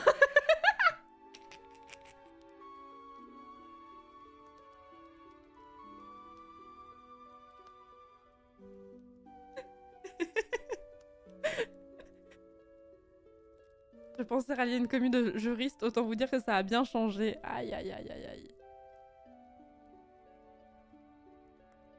J'ai sorti de l'orgue juste pour envoyer des scuds. Moi, ça me fait trop rire, ça.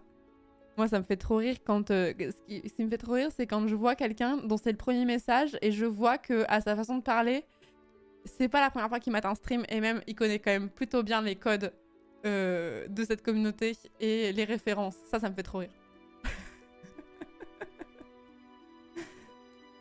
Et ça démarre où, vieux? À partir du moment où vous cliquez sur angle droit est en stream.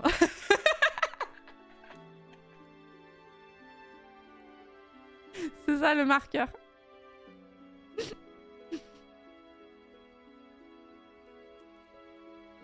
Bon.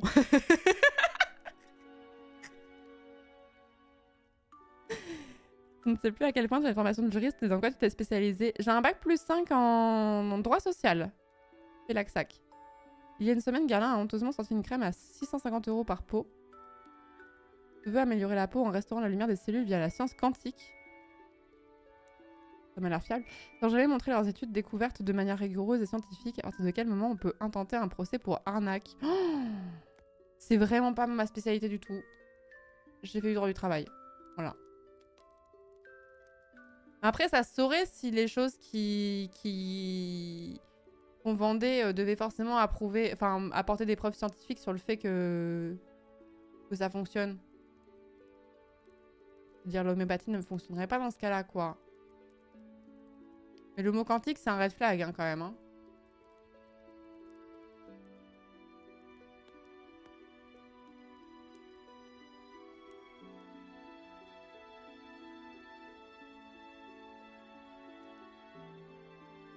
Ça, c'est vrai, ça. Tu deviens vieux quand tu commences à aimer les orangettes. Ça, c'est vrai. Ça, c'est très, très vrai, je trouve. Les orangettes et les pâtes de fruits.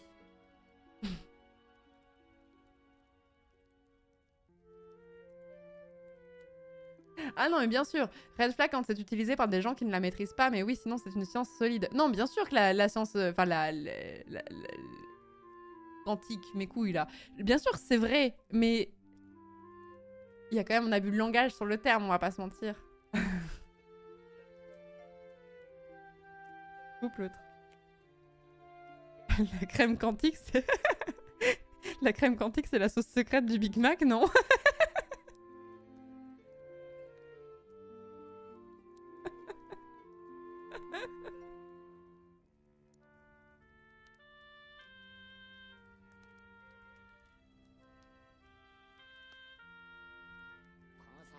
Ah, c'est vraiment, on va mettre des mots qui font scientifique, sérieux, quoi. Pour ça, dès que je vois le terme quantique, je suis un peu en mode... Ça y est, ça fait officiellement 2 ans que je suis dans le coin. Merci beaucoup, Demo. Merci beaucoup pour le 25e mois. Merci beaucoup. Ouais, je m'arrache. Oh, ça fait 7h30 que je suis en stream. Mais je vois pas le temps passer à vos côtés. C'est une dinguerie. Non, mais en même temps, ça faisait longtemps que j'avais pas streamé. Ça m'avait manqué. Ouais, j'avais pas vu. La dernière fois que j'ai maté, c'était il y a 5 heures. Ouais, ça faisait 5 heures que j'étais en stream. Comment ça, 7h30? Bah alors? Ah ouais, carrément. Bon bah d'accord. Bon bah on va s'arracher, hein. On va s'arracher. Demain on se retrouvera sur... quoi donc? J'avais dit... J'aimerais bien faire The Exit. Le jeu qu'a fait Mintos ce soir. Zera l'a fait. Antoine l'a fait. C'est un petit jeu qui dure vraiment pas longtemps. Qui dure entre 30 minutes et 1 heure. Où il faut trouver une sortie de métro. Et ensuite je pense qu'on enchaînera sur Power Wash Simulator. J'ai grave envie de rejouer à Power Wash Simulator. Voilà. Et mercredi et jeudi, on fera du Fall Guys. Il va streamer plus tard qu'Étoile, c'est dire... Ah ouais, la vache. Après, Rayou, il doit être en forme aussi pour ce qu'il fait là, cette semaine.